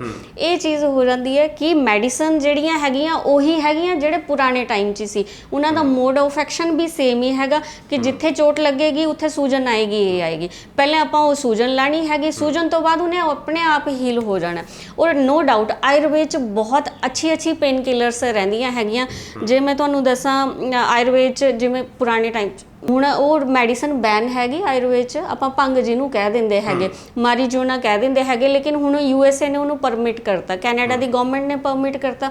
ਉਹ ਸਾਰਿਆਂ ਤੋਂ ਬੈਸਟ ਜਿਹੜੀ ਹੈਗੀ ਐਨਲਜੈਸਿਕ ਮੈਡੀਸਨ ਹੈਗੀ। ਹਾਂ, ਜਿੰਨੀ ਵੀ ਦਰਦ ਹੁੰਦੀ ਹੈਗੀ, ਜੇ ਤੁਸੀਂ ਉਹ ਮੈਡੀਸਨ ਲੈਂਦੇ ਹੋ ਤਾਂ ਤੁਹਾਨੂੰ ਇਮੀਡੀਏਟਲੀ ਈਵਨ ਇਮੀਡੀਏਟਲੀ ਤੁਹਾਨੂੰ ਐਲੋਪੈਥਿਕ ਡਰੱਗਸ ਨੇ ਫਰਕ ਨਹੀਂ ਪਾਣਾ, ਜਿੰਨੀ ਇਮੀਡੀਏਟਲੀ ਵਿਦਿਨ ਸੈਕਿੰਡਸ ਉਹ ਤੁਹਾਨੂੰ ਫਰਕ ਪਾ ਦਿੰਦੀ ਹੈ। ਤਾਂ ਉਹ ਤਾਂ ਸ੍ਰਿਸ਼ਟੀ 'ਚ ਅੱਜ ਦੀ ਨਹੀਂ ਹੈਗੀ, ਜਦੋਂ ਦੀ ਸ੍ਰਿਸ਼ਟੀ ਬਣੀ ਉਦੋਂ ਦੀ ਹੈਗੀ। ਲੇਕਿਨ ਦੇਖੋ ਆਪਾਂ ਕਿਸੇ ਵੀ ਚੀਜ਼ ਨੂੰ ਨਾਜਾਇਜ਼ ਯੂਜ਼ ਕਰਾਂਗੇ, ਓਵਰ ਯੂਜ਼ ਕਰਾਂਗੇ, ਡਰੱਗ ਅਬਿਊਜ਼ ਆਪਾਂ ਆਪ ਹੋਵਾਂਗੇ ਤਾਂ ਉਹ ਆਪਾਂ ਨੂੰ ਇੱਕ ਸਵਾਸਥ ਦੇਣੇ ਦੀ ਬਜਾਏ ਉਹ ਨੁਕਸਾਨ ਕਰੇਗੀ, ਉਹ ਚੀਜ਼ ਰਹਿੰਦੀ ਹੈਗੀ। ਤੇ ਉਹ ਮੈਡੀਸਨਸ ਆਯੁਰਵੇਦ 'ਚ ਬਹੁਤ ਅੱਛੀਆਂ ਯੋਗਰਾਜ ਗੂਗਲ ਬਹੁਤ ਅੱਛੀ ਮੈਡੀਸਨ ਹੈਗੀ, ਬੋਸਵਿਲੀਆ ਜਿਹਨੂੰ ਆਪਾਂ ਸ਼ਲਾਕੀ ਕਹਿ ਦਿੰਦੇ ਹੈਗੇ, ਬਹੁਤ ਅੱਛੀ ਪੇਨ ਮੈਨੇਜਮੈਂਟ ਕਰਦੀ ਹੈ ਔਰ ਤੁਹਾਨੂੰ ਸਾਈਡ ਇਫੈਕਟ ਵੀ ਕੋਈ ਨਹੀਂ। ਤੇ ਜਦੋਂ ਆਪਾਂ ਨੂੰ ਇਹ ਪਤਾ ਕਿ ਆਯੁਰਵੇਦ ਦੇ ਵਿੱਚ ਇੰਨੀਆਂ ਵਧੀਆ ਮੈਡੀਸਨ ਔਰ ਸਾਈਡ ਇਫੈਕਟਸ ਕੋਈ ਨਹੀਂ, ਤੁਸੀਂ ਚਾਹੇ ਮਹੀਨੇ ਬਾਅਦ ਦੁਬਾਰਾ ਟੈਸਟ ਕਰਾਓ ਆਪਣੇ ਲੀਵਰ ਕਿਡਨੀਆਂ ਦਾ, ਤੁਹਾਨੂੰ ਦਿੱਕਤ ਹੀ ਨਹੀਂ ਆਣੀ, ਤਾਂ ਫਿਰ ਆਪਾਂ ਕਿਉਂ ਨਾ ਆਈਏ ਆਯੁਰਵੇਦ ਦੀ ਤਰਫ। ਇਹਦੇ ਵਿੱਚ ਮੈਨੂੰ ਇੱਕ ਐਗਜ਼ਾਮਪਲ, ਕਿਉਂਕਿ ਆਪਾਂ ਲੁਧਿਆਣੇ 'ਚ ਬੈਠੇ ਹਾਂ, ਇੱਥੇ ਐਗਜ਼ਾਮਪਲ ਬੜੀ ਵਧੀਆ ਦਿੱਤੀ ਜਾਂਦੀ। ਕਹਿੰਦੇ ਉਹੀ ਕੱਪੜਾ ਜਿਹੜਾ ਹੈ ਫੈਕਟਰੀ 'ਚ ਬਣਦਾ, ਇੱਕ ਤੇ ਮਾਰਕਾ ਲੱਗ ਜਾਂਦਾ ਉਹ ਮਹਿੰਗਾ ਵਿਕ ਜਾਂਦਾ, ਇੱਕ ਤੇ ਮਾਰਕਾ ਨਹੀਂ ਲੱਗਿਆ ਹੁੰਦਾ ਉਹ ਨਾਰਮਲੀ ਵਿਕ ਜਾਂਦਾ। ਸੋ ਇਹ ਇਸੇ ਤਰੀਕੇ ਦਾ ਕਿਤੇ ਨਾ ਕਿਤੇ ਦੇਖਿਆ ਜਾਵੇ ਤਾਂ ਜਿੱਦਾਂ ਤੁਸੀਂ ਹਲਦੀ ਦੀ ਐਗਜ਼ਾਮਪਲ ਦਿੱਤੀ, ਕੁਝ ਇਹੀ ਚੀਜ਼ਾਂ ਹੋ ਰਹੀਆਂ ਨੇ। ਬਿਲਕੁਲ ਇਹੀ ਚੀਜ਼ਾਂ ਹੋ ਰਹੀਆਂ ਨੇ। ਹੁਣ ਤਾਂ ਜੇ ਤੁਸੀਂ ਇੰਟਰਨੈਟ 'ਤੇ ਸਰਚ ਕਰੋ ਤਾਂ ਤੁਹਾਨੂੰ ਮਤਲਬ ਹਲਦੀ ਜਿਹੜੀ ਹੈਗੀ 4000, 5000, 6000 ਰੁਪਏ ਕਿਲੋ ਵਾਲੀ ਵੀ ਮਿਲੇਗੀ, ਜਿਵੇਂ ਅੱਜ ਕੱਲ੍ਹ ਲਦਾਖ ਜਾਂ ਮਣੀਪੁਰ ਇੱਦਾਂ ਦੀਆਂ ਸਾਈਡਸ ਦੀ ਐਡ ਆਉਂਦੀਆਂ ਹੈਗੀਆਂ। ਜਾਂ ਹੁਣ ਤੁਸੀਂ ਦੇਖੋ ਹਲਦੀ ਇੰਡੀਆ ਦੀ ਇੱਕ ਹਰਬ ਹੈ, ਹਜ਼ਾਰਾਂ ਸਾਲ ਪੁਰਾਣੀ ਆਪਾਂ ਸਰਚ ਕੀਤੀ ਹੈ, ਲੇਕਿਨ ਪੇਟੈਂਟ ਕਿਹਦੇ ਕੋਲ ਹੈਗਾ? US ਦੇ ਕੋਲ ਪੇਟੈਂਟ। ਉਹ ਚੀਜ਼ਾਂ ਹੋ ਜਾਂਦੀਆਂ ਨੇ, ਆਪਾਂ ਨੂੰ ਆਪ ਦੀਆਂ ਜੜੀ ਬੂਟੀਆਂ ਦੀ ਆਪ ਹੀ ਪਛਾਣ ਨਹੀਂ ਹੈਗੀ, ਉਹ ਚੀਜ਼ ਕਿਤੇ ਨਾ ਕਿਤੇ ਇੰਪੈਕਟ ਬਹੁਤ ਪਾ ਦਿੰਦੀ ਹੈ। ਠੀਕ ਹੈ, ਮਤਲਬ ਆਪਣੇ ਘਰ ਦਵਾਈ ਵੀ ਸਾਨੂੰ ਤਾਂ ਵੀ ਨਹੀਂ ਪਤਾ। ਖੈਰ ਚਲੋ ਆਪਾਂ ਇੱਕ ਹੋਰ ਗੱਲ ਕਰਦੇ ਹਾਂ, ਕਿਉਂਕਿ ਅੱਜ ਜੇ ਮੈਂ ਗੱਲ ਕਰਾਂ ਬੈਕ ਪੇਨ ਦੀ ਪ੍ਰੋਬਲਮ ਮੈਂ ਇਸ ਕਰਕੇ ਡਿਸਕਸ ਤੁਹਾਡੇ ਨਾਲ ਕਰ ਰਿਹਾ ਕਿਉਂਕਿ ਬਹੁਤ ਨੋਰਮਲ ਤੇ ਹਰ ਦੂਜੇ ਵਿਅਕਤੀ ਨੂੰ ਇਹ ਪ੍ਰੋਬਲਮ ਹੈਗੀ ਹੈ। ਇੱਕ ਗੱਲ ਇਹ ਵੀ ਸਾਹਮਣੇ ਆਉਂਦੀ, ਕਹਿੰਦੇ ਜਦੋਂ ਆਪਾਂ ਰਾਤੀ ਸੌਂਦੇ ਹਾਂ, ਜਿਹੜੇ ਗੱਦੇ ਆਪਾਂ ਇਸਤੇਮਾਲ ਕਰਦੇ, ਜਿਹੜੇ ਗੱਦੇ ਆਪਾਂ ਸੌਂਦੇ ਹਾਂ, ਉਹ ਗੱਦੇ ਕਿਤੇ ਨਾ ਕਿਤੇ ਜਿਹੜੇ ਨੇ ਉਹ ਸਾਡੇ ਪਿੱਠ ਤੇ ਕਾਫੀ ਅਸਰ ਪਾਉਂਦੇ ਨੇ। ਸੋ ਉਸ ਚੀਜ਼ ਤੋਂ ਬਚਣ ਦੇ ਲਈ ਕੀ ਕੀਤਾ ਜਾਵੇ? ਕੀ ਕੋਈ ਸਪੈਸ਼ਲ ਗੱਦੇ ਲਿੱਤੇ ਜਾਣ ਜਾਂ ਫਿਰ ਉਹਦੇ 'ਚ ਸਾਨੂੰ ਕੋਈ ਪੋਸਚਰਸ ਦੀ ਲੋੜ ਹੈ? ਕਿਸ ਤਰੀਕੇ ਨਾਲ ਵਰਤਿਆ ਜਾ ਸਕਦਾ? ਪਹਿਲੀ ਗੱਲ ਤਾਂ ਇਹ ਕਿ ਜੇ ਰੀੜ੍ਹ ਦੀ ਹੱਡੀ ਦੀ ਪ੍ਰੋਬਲਮ ਹੈਗੀ ਤਾਂ ਤੁਹਾਨੂੰ ਆਪਣੀ ਪੂਰੀ day to day the routine ਤੇ ਹੀ ਵਰਕ ਕਰਨਾ ਪੈਣਾ। ਬਹੁਤ ਜ਼ਿਆਦਾ ਦੇਰ ਤੁਸੀਂ ਬੈਠੋ ਨਾ, ਅੱਧਾ ਪੌਣਾ ਘੰਟਾ ਬੈਠ ਕੇ ਤੁਸੀਂ 2-4-5 ਮਿੰਟ ਜਿਹੜਾ ਹੈਗਾ ਉਹ ਥੋੜਾ ਘੁੰਮ ਲਓ। ਇਸ ਦੇ ਨਾਲ ਤੁਹਾਡਾ ਬਲੱਡ ਸਰਕੂਲੇਸ਼ਨ ਬਹੁਤ ਵਧੀਆ ਹੋ ਜਾਂਦਾ, ਸਟਿਫਨੈਸ ਨਹੀਂ ਹੁੰਦੀ, ਮਸਲਸ ਪੂਰੀ ਤਰ੍ਹਾਂ ਰਿਲੈਕਸ ਹੋ ਜਾਂਦੇ। ਔਰ ਜਿਨ੍ਹਾਂ ਨੂੰ ਬੈਕ ਪੇਨ ਦੀ ਪ੍ਰੋਬਲਮ ਹੈਗੀ ਉਹਨਾਂ ਲਈ ਦੁੱਧ ਤੇ ਘਿਓ 2 ਚੀਜ਼ਾਂ ਬਹੁਤ ਵਧੀਆ ਹੈਗੀਆਂ, ਉਹ ਤੁਸੀਂ ਕਿਸੇ ਵੀ ਫਾਰਮ 'ਚ ਲੈ ਸਕਦੇ ਹੋ, ਕਿਉਂਕਿ ਕੁਛ ਨਾ ਕੁਛ ਲੁਬਰੀਕੇਸ਼ਨ ਬਾਡੀ ਦੇ ਅੰਦਰ ਜਾਏਗਾ, ਉਹ ਤੁਹਾਡੇ ਲਈ ਬਹੁਤ ਵਧੀਆ। ਸੂਪ ਇਹਦੇ 'ਚ ਜਿਹੜੇ ਹਰੀਆਂ ਸਬਜ਼ੀਆਂ ਦੇ ਗਰਮ ਸੂਪ ਆਪਾਂ ਬਣਾ ਕੇ ਲੈਂਦੇ ਨੇ ਉਹ ਬਹੁਤ ਅੱਛੇ ਉਹਦੇ ਰਿਜ਼ਲਟਸ ਮਿਲਦੇ ਨੇ। ਜੇ ਤੁਸੀਂ ਨੌਨ ਵੈਜੀਟੇਰੀਅਨ ਹੋ ਨਾ, ਇਹਦੇ 'ਚ ਨੌਨ ਵੈਜ ਜਿਹੜੀ ਡਾਈਟ ਹੈਗੀ ਉਹ ਵੀ ਬਹੁਤ ਅੱਛਾ ਕੰਮ ਕਰਦੀ ਹੈਗੀ। ਅਗਰ ਤੁਸੀਂ ਫਿਸ਼ ਲੈਂਦੇ ਹੋ ਜਾਂ ਇੱਦਾਂ ਦੀ ਕੋਈ ਵੀ ਚੀਜ਼ ਲੈਂਦੇ ਹੋ, ਐਗਸ ਲੈਂਦੇ ਹੋ, ਤਾਂ ਉਹ ਚੀਜ਼ ਵੀ ਤੁਸੀਂ ਲੈ ਸਕਦੇ ਹੋ। ਸ਼ਿਲਾਜੀਤ ਬਹੁਤ ਵਧੀਆ ਮੈਡੀਸਨ ਹੈ, ਉਹ ਵੀ ਤੁਸੀਂ ਯੂਜ਼ ਕਰ ਸਕਦੇ ਹੋ। ਹੁਣ ਆਪਾਂ ਇਸ ਚੀਜ਼ ਤੇ ਗੱਲ ਕਰ ਰਹੇ ਹਾਂ ਕਿ ਗੱਦੇ ਕਿੱਦਾਂ ਦੇ ਯੂਜ਼ ਕਰਨੇ ਚਾਹੀਦੇ। ਪਹਿਲੀ ਗੱਲ ਤਾਂ ਬਹੁਤ ਜ਼ਿਆਦਾ ਦੇਰ ਬੈਠਣਾ ਨਹੀਂ। ਦੂਜੀ ਗੱਲ ਇਹ ਕਿ 6 ਘੰਟੇ ਤੋਂ ਲੈ ਕੇ 8 ਘੰਟੇ ਦੇ ਵਿੱਚ ਹੀ ਸੋਣਾ ਹੈ। ਉਸ ਤੋਂ ਜ਼ਿਆਦਾ ਸੋਣਾ ਸਿਹਤ ਲਈ ਠੀਕ ਨਹੀਂ ਹੁੰਦਾ। ਕਿਉਂ ਠੀਕ ਨਹੀਂ ਹੁੰਦਾ? ਕਿਉਂਕਿ ਤੁਹਾਡੇ ਮਸਲਸ ਪੂਰੇ ਇਨਐਕਟਿਵ ਹੋ ਜਾਂਦੇ ਨੇ। ਤੁਹਾਡੇ ਮਸਲਸ ਨੂੰ, ਨਰਵਸ ਨੂੰ, ਸੈਲਸ ਨੂੰ, ਟਿਸ਼ੂਸ ਨੂੰ ਬਲੱਡ ਸਰਕੂਲੇਸ਼ਨ ਦੀ ਇਮੀਡੀਏਟ ਜ਼ਰੂਰਤ ਹੁੰਦੀ ਹੈ ਜੀ। ਤੇ ਜਦੋਂ ਤੁਸੀਂ ਆਪਾਂ ਬੈੱਡ ਤੇ ਪਏ ਹੁੰਦੇ ਹੈਗੇ, ਉਹ ਸਾਰਾ ਖੂਨ ਦਾ ਸਰਕੂਲੇਸ਼ਨ ਬਹੁਤ ਸਲੋ ਹੋ ਜਾਂਦਾ ਹੈ, ਸਟੱਡੀ ਹੋ ਜਾਂਦਾ ਹੈਗਾ, ਉਹ ਪਾਰਟਿਕੂਲਰ ਏਰੀਆ ਤੇ ਨਹੀਂ ਪਹੁੰਚ ਪਾਉਂਦਾ, ਉਹਦੇ ਨਾਲ ਸਰੀਰ ਅਕੜ ਜਾਂਦਾ ਹੈਗਾ। ਹੁਣ ਜਿਹੜੇ ਅੱਜ ਕੱਲ੍ਹ ਦੇ ਗੱਦੇ ਹੈਗੇ ਉਹ ਬਹੁਤ ਜ਼ਿਆਦਾ ਸੌਫਟ, ਜਦੋਂ ਆਪਾਂ ਬਹੁਤ ਸੌਫਟ ਸਪਲ ਗੱਦੇ ਯੂਜ਼ ਕਰਦੇ ਨੇ ਨਾ, ਤਾਂ ਉਹ ਆਪਣੀ ਜਿਹੜੀ ਬੈਕ ਦੀ ਇੱਕ ਸਟ੍ਰੇਟਨਿੰਗ ਹੁੰਦੀ ਹੈ ਉਹ ਡਿਸਟਰਬ ਹੁੰਦੀ ਹੈ। ਪੋਜੀਸ਼ਨਿੰਗ ਜਿਹੜੀ ਹੈਗੀ ਉਹ ਡਿਸਟਰਬ ਹੁੰਦੀ ਹੈ, ਔਰ ਬਹੁਤ ਸਾਲਾਂ ਤੱਕ ਆਪਾਂ ਲਗਾਤਾਰ ਕਰੀ ਜਾਂਦੇ ਨੇ ਤਾਂ ਡਿਫੋਰਮਿਟੀ ਦਾ ਇੱਕ ਕਾਰਨ ਬਣਦੀ ਹੈ। ਕਾਫੀ ਪੇਸ਼ੈਂਟ ਤੁਸੀਂ ਇਦਾਂ ਦੇ ਦੇਖੇ ਹੋਣੇ ਜਿਨ੍ਹਾਂ ਨੂੰ ਮਤਲਬ ਆਪਾਂ ਦੇਖਦੇ ਨੇ ਆਪਣੀ ਰੂਟੀਨ 'ਚ, ਜਿਨ੍ਹਾਂ ਦੀ ਪਿੱਠ ਦੀ ਸਿਮੈਟਰੀ ਨਹੀਂ ਹੁੰਦੀ, ਕੁਛ ਹਿੱਸਾ ਅੱਗੇ ਨੂੰ ਕੁਛ ਪਿੱਛੇ ਨੂੰ ਇਦਾਂ ਹੋ ਜਾਂਦਾ। ਉਹ ਆਪਣੇ ਰੋਂਗ ਪੋਸਚਰਸ ਦੀ ਵਜ੍ਹਾ ਨਾਲ, ਕਿ ਆਪਾਂ ਸਹੀ ਤਰੀਕੇ ਨਾਲ ਬੈਠਦੇ ਨਹੀਂ, ਸਹੀ ਤਰੀਕੇ ਨਾਲ ਆਪਾਂ ਸੌਂਦੇ ਨਹੀਂ ਹੈਗੇ। ਔਰ ਸੌਫਟ ਗੱਦੇ ਜ਼ਿਆਦਾਤਰ ਹੋਣੇ ਕਰਕੇ ਜਿਹੜੇ ਹੈਗੇ ਹਿੰਜਸ ਹੋ ਜਾਂਦੀਆਂ ਨੇ ਬੈਕ 'ਚ, ਸਪਾਈਨ ਮਤਲਬ ਉੱਪਰ ਨੀਚੇ ਹੋ ਜਾਂਦੀ ਹੈਗੀ, ਡਿਫੋਰਮਿਟੀ ਬਹੁਤ ਕ੍ਰੀਏਟ ਹੁੰਦੀ ਹੈ। ਇਹਦੇ ਬਜਾਏ ਤੁਸੀਂ ਹਾਰਡ ਬੈਡ ਕੋਈ ਵੀ ਲੈ ਲਓ, ਔਰ ਕੋਈ ਮੀਡੀਅਮ ਟਾਈਪ ਦਾ ਗੱਦਾ ਹੋਵੇ ਜਿਹੜਾ ਨਾ ਸੌਫਟ ਹੋਵੇ ਨਾ ਬਹੁਤ ਜ਼ਿਆਦਾ ਹਾਰਡ ਹੋਵੇ। ਜਾਂ ਜਿਹੜੇ ਪੁਰਾਣੇ ਟਾਈਮ 'ਚ ਆਪਾਂ ਜਿਵੇਂ ਮੰਜੇ ਕਹਿ ਦਿੰਦੇ ਸੀ, ਉਹ ਵੀ ਬਹੁਤ ਅੱਛੇ ਹੁੰਦੇ ਹੈਗੇ। ਹਾਂ, ਉਹਦਾ ਕਾਰਨ ਇਹ ਹੁੰਦਾ ਸੀ ਕਿ ਉਹ ਕਿਤੇ ਨਾ ਕਿਤੇ ਬਲੱਡ ਸਰਕੂਲੇਸ਼ਨ ਨੂੰ ਕੈਰੀ ਔਨ ਕਰਦੇ ਸੀ, ਸਾਰੀ ਟਾਈਮ 'ਚ ਉਹ ਚੀਜ਼ ਰਹਿੰਦੀ ਸੀ। ਔਰ ਦੂਜੀ ਗੱਲ ਇਹ ਕਿ ਉਹਦਾ 'ਚ ਕੋਈ ਵੀ ਆਪਾਂ ਜਿਵੇਂ ਕਹਿ ਦਿੰਦੇ ਆ ਪੈਰਾਸਾਈਟ ਜਾਂ ਮਾਈਕਰੋਬਾਈਲ ਇੱਦਾਂ ਦੀ ਕੋਈ ਵੀ ਇਨਫੈਕਸ਼ਨ ਕੋਈ ਨਹੀਂ ਹੁੰਦੀ ਸੀ। ਹੁਣ ਤਾਂ ਦੇਖੋ ਜਿਹੜਾ ਗੱਦਾ ਇੱਕ ਵਾਰੀ ਅੰਦਰ ਆ ਗਿਆ ਨਾ, ਮੇਰੇ ਖਿਆਲ 'ਚ 5-10 ਸਾਲ 'ਚ ਇੱਕ ਵਾਰੀ ਬਾਹਰ ਜਾਏਗਾ ਜਾਂ ਧੁੱਪ ਲੱਗੇਗੀ ਤਾਂ ਹੀ। ਉਸ ਤੋਂ ਇਲਾਵਾ ਤਾਂ ਮੇਰੇ ਖਿਆਲ 'ਚ ਸ਼ਾਇਦ ਇੱਥੇ ਨਹੀਂ ਕਲਚਰ ਕਿ ਧੁੱਪ ਲਗਾ ਕੇ ਸੇਕਦੇ ਹੈਗੇ, ਉਹ ਚੀਜ਼ ਨਹੀਂ ਹੁੰਦੀ। ਲੇਕਿਨ ਉਹਨਾਂ ਚੀਜ਼ਾਂ 'ਚ ਬਹੁਤ ਜ਼ਿਆਦਾ ਇੱਦਾਂ ਦੀ ਪੈਰਾਸਾਈਟ ਐਕਟੀਵਿਟੀਜ਼ ਬਹੁਤ ਜ਼ਿਆਦਾ ਹੋ ਜਾਂਦੀਆਂ ਨੇ। ਇੱਦਾਂ ਦੇ ਪੇਸ਼ੈਂਟਸ ਨੂੰ ਸਾਹ ਦੀ ਦਿੱਕਤ ਹੋਣੇ ਦੇ ਬਹੁਤ ਚਾਂਸਿਸ ਹੋ ਜਾਂਦੇ ਨੇ, ਜਾਂ ਫਿਰ ਸਕਿਨ ਪ੍ਰੋਬਲਮ ਹੋਣੇ ਦੇ ਬਹੁਤ ਜ਼ਿਆਦਾ ਚਾਂਸਿਸ ਹੋ ਜਾਂਦੇ ਨੇ। ਸੋ ਜੇ ਮੈਂ ਗੱਲ ਕਰਾਂ, ਜਿੱਦਾਂ ਤੁਸੀਂ ਆਪਾਂ ਜ਼ਿਕਰ ਕੀਤਾ ਬੈਕ ਪੇਨ ਦਾ, ਆਪਾਂ ਇੱਕ ਇਹ ਵੀ ਅੱਜ ਕੱਲ੍ਹ ਦੇਖਦੇ ਹਾਂ ਕਿਉਂਕਿ ਲੋਕ ਜੁਆਇੰਟ ਪੇਨਸ ਤੋਂ ਕਾਫੀ ਤਰਾਸਦੇ ਨੇ। ਲੋਕ ਜੁਆਇੰਟਸ ਨੂੰ ਬਦਲਾਉਣ ਨੂੰ ਤਰਜੀਹ ਦੇ ਦਿੰਦੇ ਆ, ਆਪਰੇਸ਼ਨਸ ਵੱਲ ਨੂੰ ਤੁਰ ਜਾਂਦੇ। ਮੈਂ ਗੋਡਿਆਂ ਦੀ ਗੱਲ ਕਰਾਂ, ਗੋਡਿਆਂ ਦੇ ਆਪਰੇਸ਼ਨਸ ਬਹੁਤ ਅੱਜ ਕੱਲ੍ਹ ਚਰਚਾ ਦੇ ਵਿੱਚ ਨੇ ਕਿ ਗੋਡੇ ਬਦਲਾ ਲਓ, ਚੂਲਾ ਬਦਲਾ ਲਓ, ਜਾਂ ਫਿਰ ਜਿਹੜੇ ਜੁਆਇੰਟਸ ਕਈ ਹੈਗੇ ਨੇ ਜਿਹੜੇ ਬਦਲੇ ਜਾਂਦੇ ਨੇ।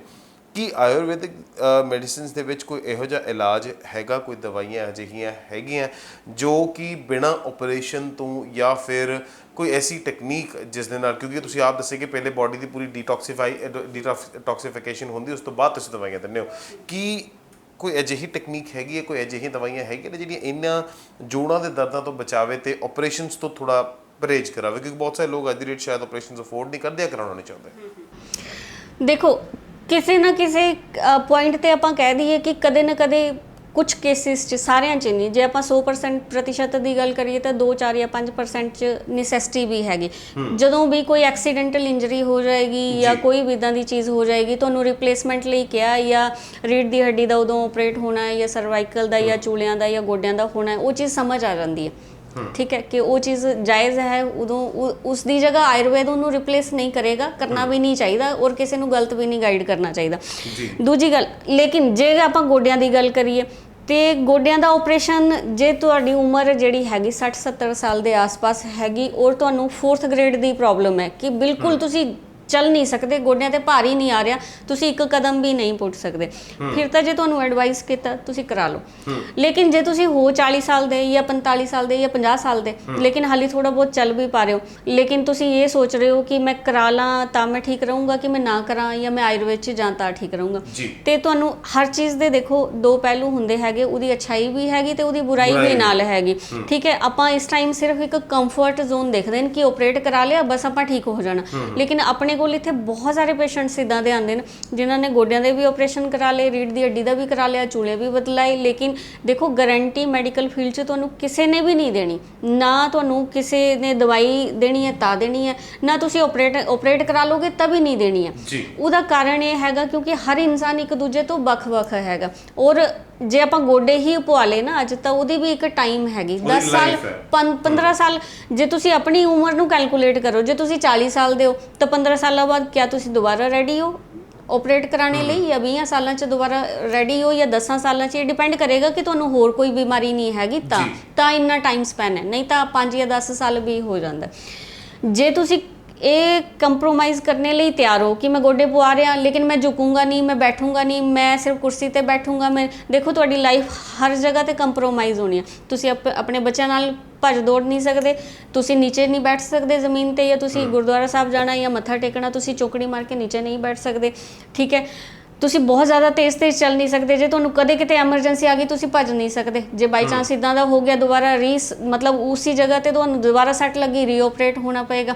ਤੇ ਕਿਆ ਜੇ ਤੁਸੀਂ ਇੰਨੀਆਂ ਹੀ ਚੀਜ਼ਾਂ ਕੰਪਰੋਮਾਈਜ਼ਡ ਹੋਣੀਆਂ ਹੈਗੀਆਂ, ਜੇ ਕਰਨੀਆਂ ਹੈਗੀਆਂ ਫਿਰ ਤੁਸੀਂ ਰੈਡੀ ਹੋ, ਫਿਰ ਤੁਹਾਨੂੰ ਕਰਨਾ ਚਾਹੀਦਾ। ਜੇ ਤੁਸੀਂ ਇਹ ਸੋਚਦੇ ਹੋ ਕਿ ਮੈਂ ਇੱਦਾਂ ਦਾ ਕੁਝ ਨਹੀਂ ਕਰਨਾ ਚਾਹੁੰਦਾ ਬਟ ਮੇਰੇ ਕੋਲ ਥੋੜੀ ਪੇਸ਼ੈਂਸ ਹੈਗੀ, ਮੈਂ 5-7 ਮਹੀਨੇ ਇਲਾਜ ਕਰਾਉਣਾ ਚਾਹੁੰਦਾ, ਤਾਂ 5-7 ਮਹੀਨੇ 'ਚ ਜੇ ਤੁਹਾਨੂੰ ਫਸਟ ਔਰ ਸੈਕੰਡ ਗ੍ਰੇਡ ਦੀ ਪ੍ਰੋਬਲਮ ਹੈਗੀ ਤੁਸੀਂ ਬਿਲਕੁਲ ਠੀਕ ਹੋ ਸਕਦੇ ਹੋ, ਚਾਹੇ ਉਹ ਗੋਡਿਆਂ ਦੀ ਪ੍ਰੋਬਲਮ ਹੈਗੀ, ਚਾਹੇ ਉਹ ਰੀੜ੍ਹ ਦੀ ਹੱਡੀ ਦੀ ਪ੍ਰੋਬਲਮ ਹੈਗੀ, ਚਾਹੇ ਉਹ ਚੂਲਿਆਂ ਦੀ ਪ੍ਰੋਬਲਮ ਹੈਗੀ, ਕਿਉਂਕਿ ਦੇਖੋ ਜਦੋਂ ਤੱਕ ਆਪਾਂ ਜੀਵਿਤ ਹੈਗੇ ਆਪਣੀ ਸੈਲਸ ਵਰਕ ਕਰਦੀਆਂ ਹੈਗੀਆਂ। ਇਹ ਮੈਂ ਬਹੁਤ ਪੇਸ਼ੈਂਟਸ ਤੋਂ ਸੁਣਦੀ ਹਾਂ, ਜਾਂ ਸਾਰੇ ਲੋਕ ਇਹੀ ਕਹਿੰਦੇ ਨੇ ਇੱਕ ਵਾਰੀ ਗਰੀਸ ਮੁੱਕ ਗਈ ਦੁਬਾਰਾ ਬਣਦੀ ਨਹੀਂ, ਕਿਉਂ ਨਹੀਂ ਬਣੇਗੀ? ਮੈਨੂੰ ਇਸ ਚੀਜ਼ ਦਾ ਆਨਸਰ ਦਿਓ। ਮੈਂ ਸਾਰਿਆਂ ਤੋਂ ਇਹੀ ਪੁੱਛਣਾ ਚਾਹੁੰਦੀ ਹਾਂ ਕਿਉਂ ਨਹੀਂ ਬਣੇਗੀ। ਮੈਡੀਕਲ ਸਾਇੰਸ ਇਹ ਕਹਿੰਦੀ ਹੈਗੀ ਕਿ 120 ਦਿਨਾਂ ਦੇ ਅੰਦਰ ਸੈਲਸ ਮਰ ਜਾਂਦੀਆਂ, ਨਹੀਂ ਜੀਵਿਤ ਹੁੰਦੀਆਂ। ਜੇ ਸਾਰਾ ਸਰੀਰ ਹੀ ਦੁਬਾਰਾ ਮਰ ਕੇ ਨया ਬਣ ਰਿਹਾ ਤਾਂ ਤੁਹਾਡੀ ਗਰੀਸ ਕਿਉਂ ਨਹੀਂ ਬਣੇਗੀ?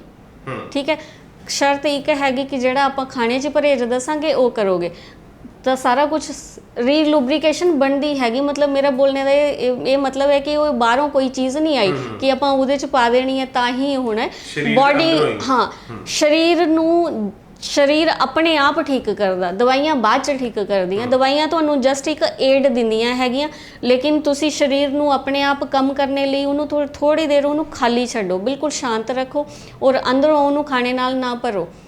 ਖਾਣਾ ਤੁਸੀਂ ਲਿਮਿਟਡ ਖਾਓ, ਸਵੇਰੇ ਸ਼ਾਮ ਖਾਓ, ਔਰ ਜੇ ਸਰੀਰ ਆਪਣਾ ਖਾਲੀ ਰਹੇਗਾ ਤਾਂ ਉਹ ਹੀਲ ਕਰੇਗਾ। ਤੁਸੀਂ ਦੇਖਿਆ ਹੋਣਾ ਕਿ ਕਿਸੇ ਨੂੰ ਫ੍ਰੈਕਚਰ ਹੋ ਜਾਂਦਾ ਹੈ ਜੀ, ਚਾਹੇ ਐਲੋਪੈਥਿਕ 'ਚ ਚਾਹੇ ਆਯੁਰਵੇਦ 'ਚ, ਉਹਦਾ ਲਾਈਨ ਆਫ ਟ੍ਰੀਟਮੈਂਟ ਕੀ ਹੁੰਦਾ ਹੈ? ਕੁਛ ਨਹੀਂ ਹੁੰਦਾ, ਸਿਰਫ ਆਪਾਂ ਪਲਸਤਰ ਲਗਾ ਦਿੰਦੇ ਨੇ ਔਰ ਕੈਲਸ਼ੀਅਮ ਦਿੰਦੇ ਨੇ ਜੀ, ਇਹੀ ਟ੍ਰੀਟਮੈਂਟ ਹੁੰਦਾ ਹੈਗਾ, ਹੋਰ ਕੋਈ ਟ੍ਰੀਟਮੈਂਟ ਨਹੀਂ ਹੈ ਨਾ।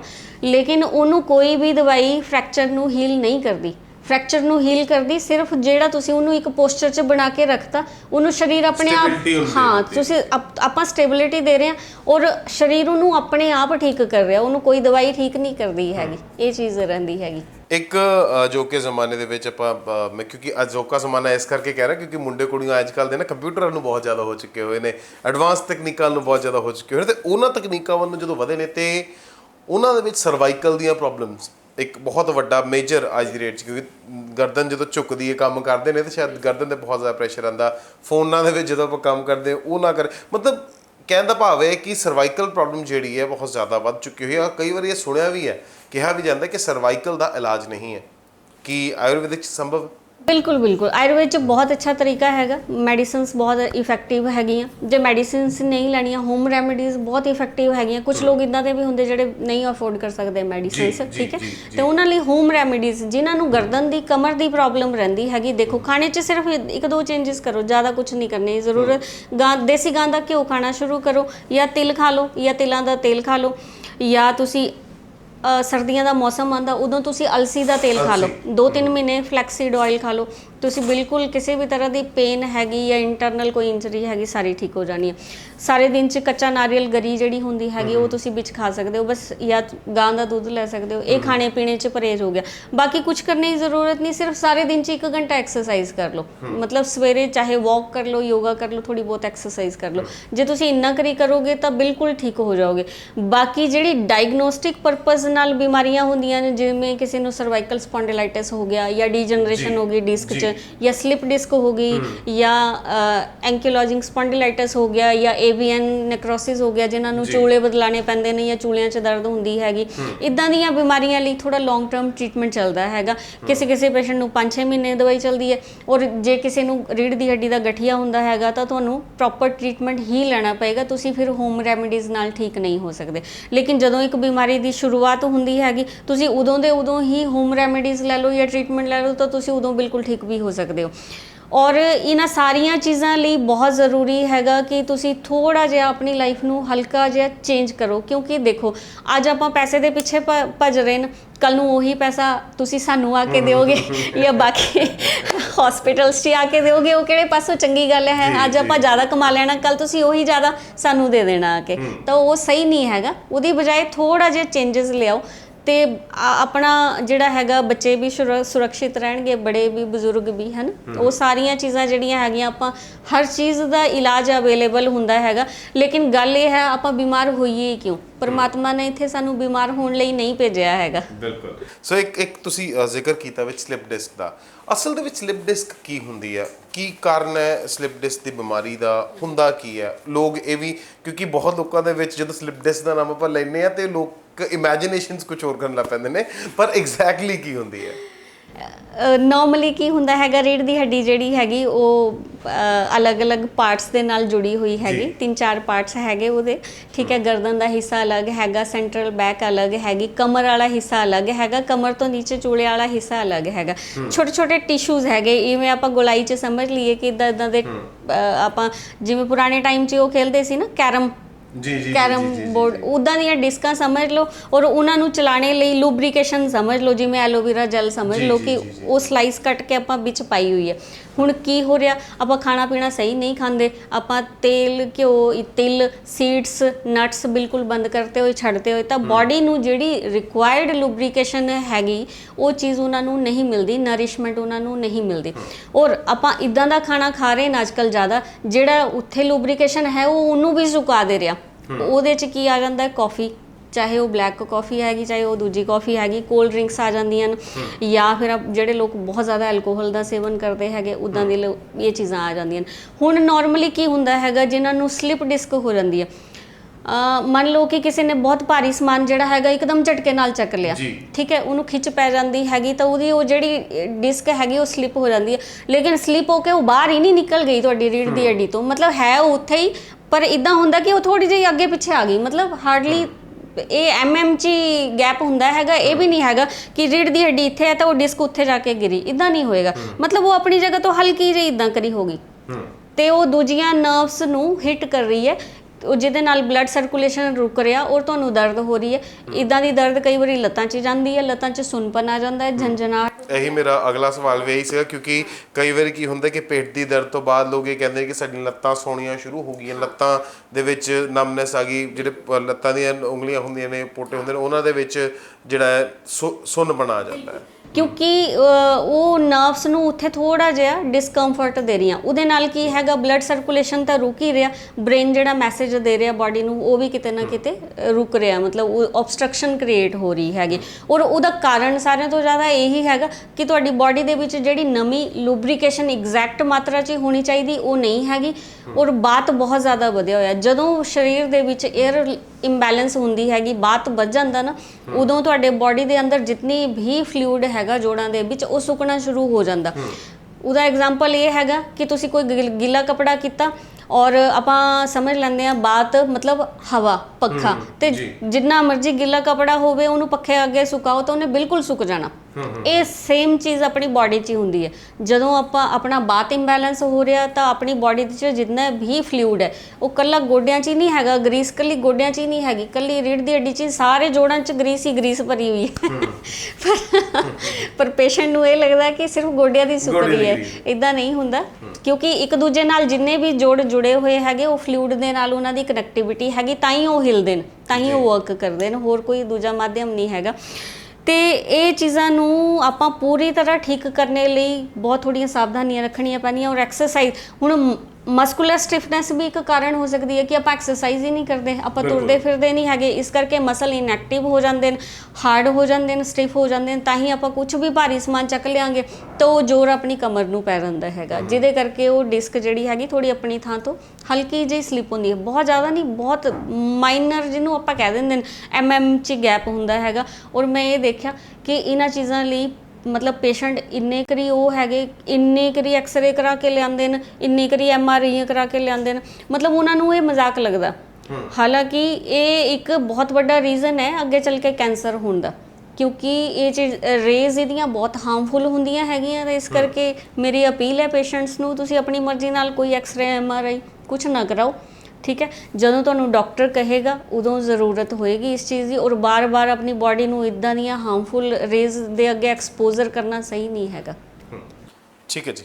ਸੋ ਡਾਕਟਰ ਸਾਹਿਬ, ਇੱਕ ਇਹੀ ਲਾਸਟ ਜਿਹਾ ਸਵਾਲ, ਕਿਉਂਕਿ ਨਮਨੈਸ ਦੀ ਜੇ ਤੁਸੀਂ ਗੱਲ ਕੀਤੀ ਹੈ, ਇਹ ਕਿੰਨਾ ਕੁ ਗੰਭੀਰ ਚੀਜ਼ ਹੈ? ਕਿਉਂਕਿ ਕਈ ਵਾਰੀ ਲੋਕ ਨਾ ਇਹਨੂੰ ਬੜਾ ਲਾਈਟਲੀ ਲੈ ਜਾਂਦੇ ਆ, ਨਮਨੈਸ ਆ ਗਈ, ਸੁਣਨਾ ਕੋਈ ਨਹੀਂ, 2 ਮਿੰਟ ਪੈਰ ਛੱਡਾਂਗੇ, ਕਹਿੰਦੇ ਕਿ ਪੈਰ 'ਚ ਕਿਉਂਕਿ ਹੁੰਦਾ ਨਮਨੈਸ ਮਤਲਬ ਇਹ ਕਿ ਸ਼ਾਇਦ ਬਲੱਡ ਫਲੋ ਨਹੀਂ ਹੋ ਰਿਹਾ, ਜਿਸ ਕਰਕੇ ਨਮਨੈਸ ਹੁੰਦੀ ਹੈ।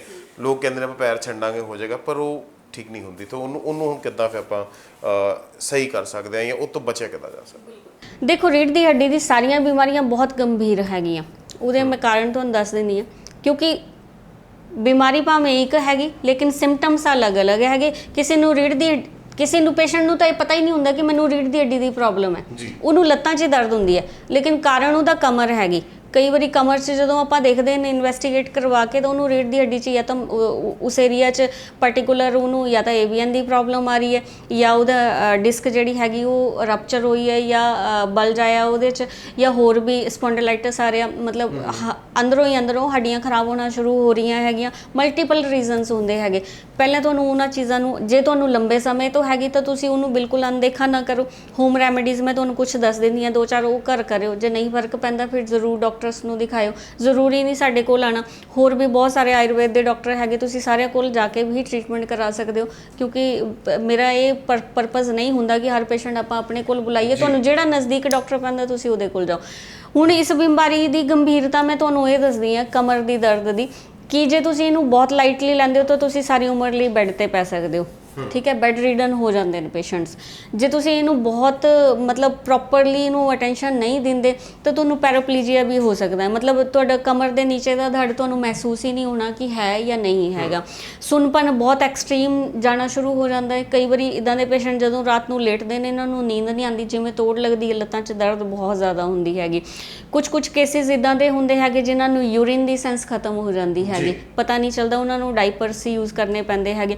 ਕੁਝ ਪੇਸ਼ੈਂਟਸ ਨੂੰ ਮੋਸ਼ਨ ਦੀ ਸੈਂਸ ਪਤਾ ਨਹੀਂ ਹੁੰਦੀ ਹੈਗੀ ਕਿ ਆਪਾਂ ਮਤਲਬ ਕਿਵੇਂ ਸਟੂਲ ਪਾਸ ਕਰਨਾ ਹੈਗਾ, ਉਹ ਪਤਾ ਫੀਲ ਹੀ ਨਹੀਂ ਆਉਂਦਾ ਹੈਗਾ ਉਹਨਾਂ ਨੂੰ।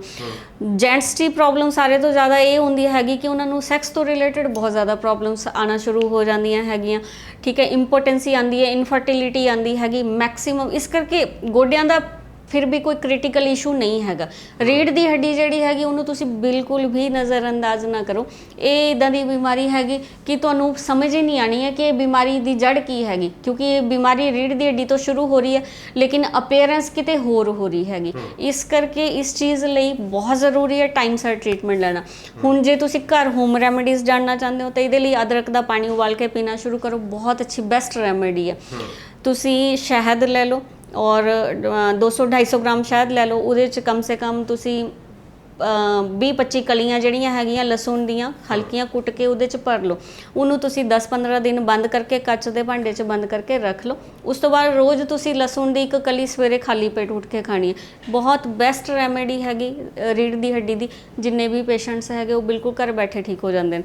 ਬਹੁਤ ਜ਼ਿਆਦਾ ਰੀੜ੍ਹ ਦੀ ਹੱਡੀ 'ਚ ਸੱਟ ਲੱਗੀ, ਚੋਟ ਲੱਗੀ, ਗਾਂ ਦਾ ਦੁੱਧ ਲਓ, ਉਹਦੇ 'ਚ 1 ਚਮਚ ਦੇਸੀ ਅੰਬਾ ਹਲਦੀ ਮਿਲਦੀ ਹੈ ਕਿਤੋਂ ਤਾਂ ਉਹ, ਨਹੀਂ ਤਾਂ ਜਿਹੜੀ ਵੀ ਮਿਲ ਰਹੀ ਹੈ ਉਹਨੂੰ ਯੂਜ਼ ਕਰ ਲਓ। ਫੈਂਟ ਕੇ ਉਹਨੂੰ ਪੀਣਾ ਹੈਗਾ, ਕਮ ਸੇ ਕਮ 5 ਮਿੰਟ ਉਹਨੂੰ ਫੈਂਟਨੇ 'ਚ ਲਗਾਉਣੇ ਨੇ, ਉਹ ਚੀਜ਼ ਕਰੋ ਤੁਸੀਂ। ਗਰਮ ਪਾਣੀ 'ਚ ਫਟਕਰੀ ਪਾ ਕੇ, ਜੇ ਫਟਕਰੀ ਨਹੀਂ ਹੈਗੀ ਤਾਂ ਤੁਹਾਡੇ ਨੇੜੇ ਤੇੜੇ ਕਾਸ ਬੇਲ ਲੱਗੀ ਹੋਣੀ ਹੈਗੀ, ਉਹ ਪਾਣੀ 'ਚ ਉਬਾਲ ਕੇ, ਠੀਕ ਹੈ, ਉਹਦੀ ਟਕੋਰ ਕਰੋ ਪਾਰਟੀਕੂਲਰ ਏਰੀਆ 'ਚ। ਇਹ ਹੋਮ ਰੈਮੀਡੀਜ਼ ਹੈਗੀਆਂ। ਇਹ ਵੀ ਨਹੀਂ ਕਰ ਸਕਦੇ ਤਾਂ ਮਾਰਕੀਟ 'ਚ ਸ਼ਿਲਾਜੀਤ ਮਿਲ ਜਾਂਦੀ ਹੈ, ਉਹ ਸ਼ਿਲਾਜੀਤ ਤੋਂ ਤੁਸੀਂ ਲਿਆਓ, ਸਿਰਫ 1 ਜਾਂ 2 ਡ੍ਰੌਪਸ ਜਿਹੜੀਆਂ ਦੁੱਧ 'ਚ ਪਾ ਕੇ ਪੀਣਾ ਸ਼ੁਰੂ ਕਰੋ। ਇਹ ਚੀਜ਼ਾਂ ਕਰੋਗੇ ਤਾਂ ਤੁਹਾਡੀ ਇਨੀਸ਼ੀਅਲ ਲੈਵਲ ਦੀ ਪਿੱਠ ਦਰਦ ਜਿਹੜੀ ਹੈਗੀ ਬਿਲਕੁਲ ਠੀਕ ਹੋ ਜਾਏਗੀ, 100% ਠੀਕ ਹੋ ਜਾਏਗੀ। ਫਿਰ ਵੀ ਜੇ ਤੁਹਾਨੂੰ ਰੀੜ੍ਹ ਦੀ ਹੱਡੀ ਤੋਂ ਰਿਲੇਟਡ ਕੋਈ ਬਿਮਾਰੀ ਹੈ, ਫਿਰ ਤੁਹਾਨੂੰ ਟ੍ਰੀਟਮੈਂਟ ਉਹਦੇ ਲਈ ਲੈਣਾ ਪਏਗਾ। ਔਰ ਉਹਦੇ ਲਈ ਆਯੁਰਵੈਦਿਕ ਟ੍ਰੀਟਮੈਂਟ ਬਹੁਤ ਬੈਸਟ ਹੈਗਾ। ਉਹਦਾ ਕਾਰਨ ਕਿ ਕੋਈ ਸਾਈਡ ਇਫੈਕਟਸ ਨਹੀਂ ਹੋਣਗੇ ਕਿਸੇ ਵੀ ਤਰ੍ਹਾਂ ਤੋਂ, ਔਰ ਤੁਹਾਨੂੰ ਕੋਈ ਸਟੀਰੋਇਡ ਬੇਸਡ ਇੰਜੈਕਸ਼ਨਸ ਨਹੀਂ ਲੱਗਣਗੇ, ਨਾ ਤੁਹਾਨੂੰ ਆਪਰੇਟ ਵਗੈਰਾ ਦੀ ਵੀ ਕੋਈ ਐਸਾ ਚ ਬਹੁਤ ਖਾਸ ਕੋਈ ਜ਼ਰੂਰਤ ਨਹੀਂ ਪਏਗੀ। ਕੋਈ ਐਕਸੈਪਸ਼ਨਲੀ ਕੇਸ ਹੁੰਦਾ ਹੈ ਜਿਹਨੂੰ ਕਰਵਾਉਣੀ ਪੈ ਜਾਂਦੀ ਹੈ, ਅਦਰਵਾਈਜ਼ ਆਲਮੋਸਟ 95% ਕੇਸਿਸ ਬਹੁਤ ਅੱਛੇ ਟਰੀਟ ਹੋ ਜਾਂਦੇ ਨੇ। ਔਰ ਰੀੜ੍ਹ ਦੀ ਹੱਡੀ ਦੀ ਸਰਜਰੀਜ਼ ਐਕਚੁਅਲੀ ਬਹੁਤ ਜ਼ਿਆਦਾ ਰਿਸਕੀ ਹੈਗੀਆਂ, ਕਿਉਂਕਿ ਉਹਦੀ ਐਸ ਐਚ ਕੋਈ ਗਾਰੰਟੀ ਨਹੀਂ ਹੈਗੀ। ਬਾਅਦ 'ਚ ਕਈ ਵਾਰੀ ਪੇਸ਼ੈਂਟ ਬੈੱਡ ਰੀਡਨ ਹੋ ਜਾਂਦੇ, ਜਿਹੜਾ ਮੈਂ ਤੁਹਾਨੂੰ ਦੱਸਿਆ ਕਿ ਕਈ ਵਾਰੀ ਪੇਸ਼ੈਂਟਸ ਨੂੰ ਯੂਰਿਨ ਦੀ ਸੈਂਸ ਖਤਮ ਹੋ ਜਾਂਦੀ ਹੈ। ਇੱਦਾਂ ਦੇ ਮੈਂ ਪੇਸ਼ੈਂਟਸ ਦੇਖੇ ਹੋਏ ਨੇ ਜਿਹੜੇ ਆਪਰੇਟ ਕਰਾ ਕੇ ਆਏ ਨੇ, ਲੇਕਿਨ ਉਸ ਤੋਂ ਬਾਅਦ ਉਹਨਾਂ ਨੂੰ ਯੂਰਿਨ ਦੀ ਸੈਂਸ ਜਿਹੜੀ ਹੈਗੀ ਉਹ ਟੋਟਲੀ ਖਤਮ ਹੋ ਗਈ ਹੈ। ਉਹਨਾਂ ਨੂੰ ਡਾਈਪਰ ਜਿਹੜੇ ਹੈਗੇ ਉਹ ਯੂਜ਼ ਕਰਨੇ ਪੈਂਦੇ ਨੇ। ਅਤੇ ਇਸ ਕਰਕੇ ਚੋਇਸ ਤੁਹਾਡੇ ਕੋਲ ਹੈਗੀ। ਇੱਦਾਂ ਤੁਸੀਂ ਨਹੀਂ ਕਹਿ ਸਕਦੇ ਕਿ ਸਾਨੂੰ ਤਾਂ ਰਾਹ ਹੀ ਨਹੀਂ ਪਤਾ ਸੀ, ਅੱਜ ਆਪਾਂ ਰਾਹ ਦੱਸਤਾ। ਲੋਕਾਂ ਦੇ ਉੱਤੇ ਕਹਿਣਾ ਹੈ ਕਿ ਰਾਹ ਚੱਲਣਾ, ਬਿਲਕੁਲ, ਕਿਉਂਕਿ ਉਹਦੇ ਲਈ ਪਰਮਾਤਮਾ ਨੇ ਤੁਹਾਨੂੰ ਬੁੱਧੀ ਦਿੱਤੀ ਹੈ, ਤੁਸੀਂ ਉਹਦਾ ਸਹੀ ਇਸਤੇਮਾਲ ਕਰੋ। ਬਿਲਕੁਲ। ਸੋ ਡਾਕਟਰ ਸਾਹਿਬ ਦਾ ਬਹੁਤ ਬਹੁਤ ਧੰਨਵਾਦ ਤੁਹਾਡਾ, ਤੁਸੀਂ ਆਪਣਾ ਕੀਮਤੀ ਸਮਾਂ ਸਾਨੂੰ ਦਿੱਤਾ। ਸੋ ਉਮੀਦ ਕਰਦੇ ਹਾਂ ਜਿਹੜਾ ਤੁਸੀਂ ਅੱਜ ਮੈਸੇਜ ਲੋਕਾਂ ਨੂੰ ਦੇਣਾ ਚਾਹੁੰਦੇ ਸੀ, ਖਾਸ ਕਰਕੇ ਆਯੁਰਵੈਦਿਕ ਮੈਡੀਸਿਨਸ ਦਾ ਜਿਹੜਾ ਕਿ ਹਰ ਪੈਥੀ ਦਾ ਮੁੱਢ ਹੈ, ਉਹਦੇ ਵੱਲ ਜਾਣ ਨੂੰ ਸ਼ਾਇਦ ਲੋਕ ਅੱਜ ਪ੍ਰੇਰਿਤ ਹੋ ਗਏ ਹੋਣਗੇ। ਬਹੁਤ ਬਹੁਤ ਧੰਨਵਾਦ ਜੀ। Thank you so much. So ਇਸ ਸਨ ਸਾਡੇ ਨਾਲ ਡਾਕਟਰ ਮੁਕੇਸ਼ ਸਾਰਦਾ, ਜੋ ਕਿ ਸ਼ਾਰਦਾ ਆਯੁਰਵੇਦਾ ਦੇ ਵਿੱਚ ਨੇ, ਡਾਕਟਰ ਨੇ, ਜਿਹੜੇ ਐਮਡੀ ਨੇ ਇਸ ਸ਼ਾਰਦਾ ਆਯੁਰਵੇਦਾ ਦੇ। ਵੱਡੀ ਗੱਲ ਇਹਨਾਂ ਨੇ ਦੱਸੀ ਹੈ ਕਿ ਕਿਸ ਤਰੀਕੇ ਦੇ ਨਾਲ ਜੇ ਅਜੋਕੀਆਂ ਬਿਮਾਰੀਆਂ ਜਿਹਦੇ ਵਿੱਚ ਬੈਕ ਪੇਨ, ਜੁਆਇੰਟ ਪੇਨਸ ਜਾਂ ਹੋਰ ਅਜਿਹੀਆਂ ਬਿਮਾਰੀਆਂ ਨੇ, ਸਿਰਫ ਇਹਨਾਂ ਨੇ ਇਹ ਨਹੀਂ ਦੱਸਿਆ ਕਿ ਉਹ ਦਵਾਈਆਂ ਨਾਲ ਟਰੀਟ ਹੋਣਗੀਆਂ। ਹਾਲਾਂਕਿ ਘਰ ਬੈਠੇ ਤੁਸੀਂ ਉਹਨਾਂ ਬਿਮਾਰੀਆਂ ਤੋਂ ਕਿੱਦਾਂ ਨਿਜਾਤ ਪਾ ਸਕਦੇ ਹੋ ਜੋ ਸ਼ੁਰੂਆਤੀ ਸਟੇਜ 'ਚ ਨੇ, ਉਸ ਬਾਬਤ ਜਿਹੜੀਆਂ ਨੇ ਹੋਮ ਰੈਮੀਡੀਜ਼ ਵੀ ਦੱਸੀਆਂ। ਅਤੇ ਨਾਲ ਇਹਦਾ ਇਹ ਵੀ ਕਹਿਣਾ ਹੈ ਕਿ ਜਿੱਥੇ ਜ਼ਰੂਰਤ ਹੈਗੀ ਆ, ਕੁਝ ਸਟੇਜਸ ਜ਼ਰੂਰ ਆ ਜਾਂਦੀਆਂ ਨੇ, ਉੱਥੇ ਸ਼ਾਇਦ ਸਰਜਰੀ ਦੀ ਲੋੜ ਹੁੰਦੀ ਹੈ, ਉੱਥੇ ਜ਼ਰੂਰ ਕਰਵਾਓ। ਪਰ ਜੇ ਜ਼ਰੂਰਤ ਨਹੀਂ ਹੈ ਤਾਂ ਉਸ ਤੋਂ ਬਚੋ ਵੀ, ਤਾਂ ਕਿ ਜਿਹੜਾ ਸਰੀਰ ਨੂੰ ਜੋ ਨੈਚੁਰਲ ਚੀਜ਼ਾਂ ਬਣੀਆਂ ਹੋਈਆਂ ਨੇ ਉਹ ਸਾਡੇ ਵਿੱਚ ਰਹਿਣ। ਅਤੇ ਜੇਕਰ ਤੁਸੀਂ ਵੀ ਇਹਨਾਂ ਨਾਲ ਮਿਲਣਾ ਚਾਹੁੰਦੇ ਹੋ, ਤੁਸੀਂ ਇਹਨਾਂ ਨਾਲ ਮੁਲਾਕਾਤ ਕਰਕੇ ਇਹਨਾਂ ਤੋਂ ਹੋਰ ਵੀ ਜਾਣਕਾਰੀ ਲੈਣਾ ਚਾਹੁੰਦੇ ਹੋ, ਅਤੇ ਤੁਹਾਨੂੰ ਦੱਸ ਦੇਣਾ ਚਾਹੁੰਦੇ ਹਾਂ ਕਿ ਲੁਧਿਆਣਾ ਦੇ ਮਾਡਲ ਟਾਊਨ ਦੇ ਵਿੱਚ ਸਥਿਤ ਹੈ Sharda Ayurveda. So doctor Sharda Ayurveda model town Ludhiana 'ਚ ਹੈ। ਤੁਸੀਂ ਇੱਥੇ ਆ ਸਕਦੇ ਹੋ, ਇਹਨਾਂ ਨਾਲ ਮਿਲ ਕੇ ਜਾਣਕਾਰੀ ਲੈ ਸਕਦੇ ਹੋ, ਅਤੇ ਜਿਹੜੀਆਂ ਵੀ ਤੁਹਾਨੂੰ ਪ੍ਰੋਬਲਮਸ ਨੇ ਉਹਨਾਂ ਤੋਂ ਤੁਸੀਂ ਜਲਦ ਨਿਜਾਤ ਪਾ ਸਕਦੇ ਹੋ।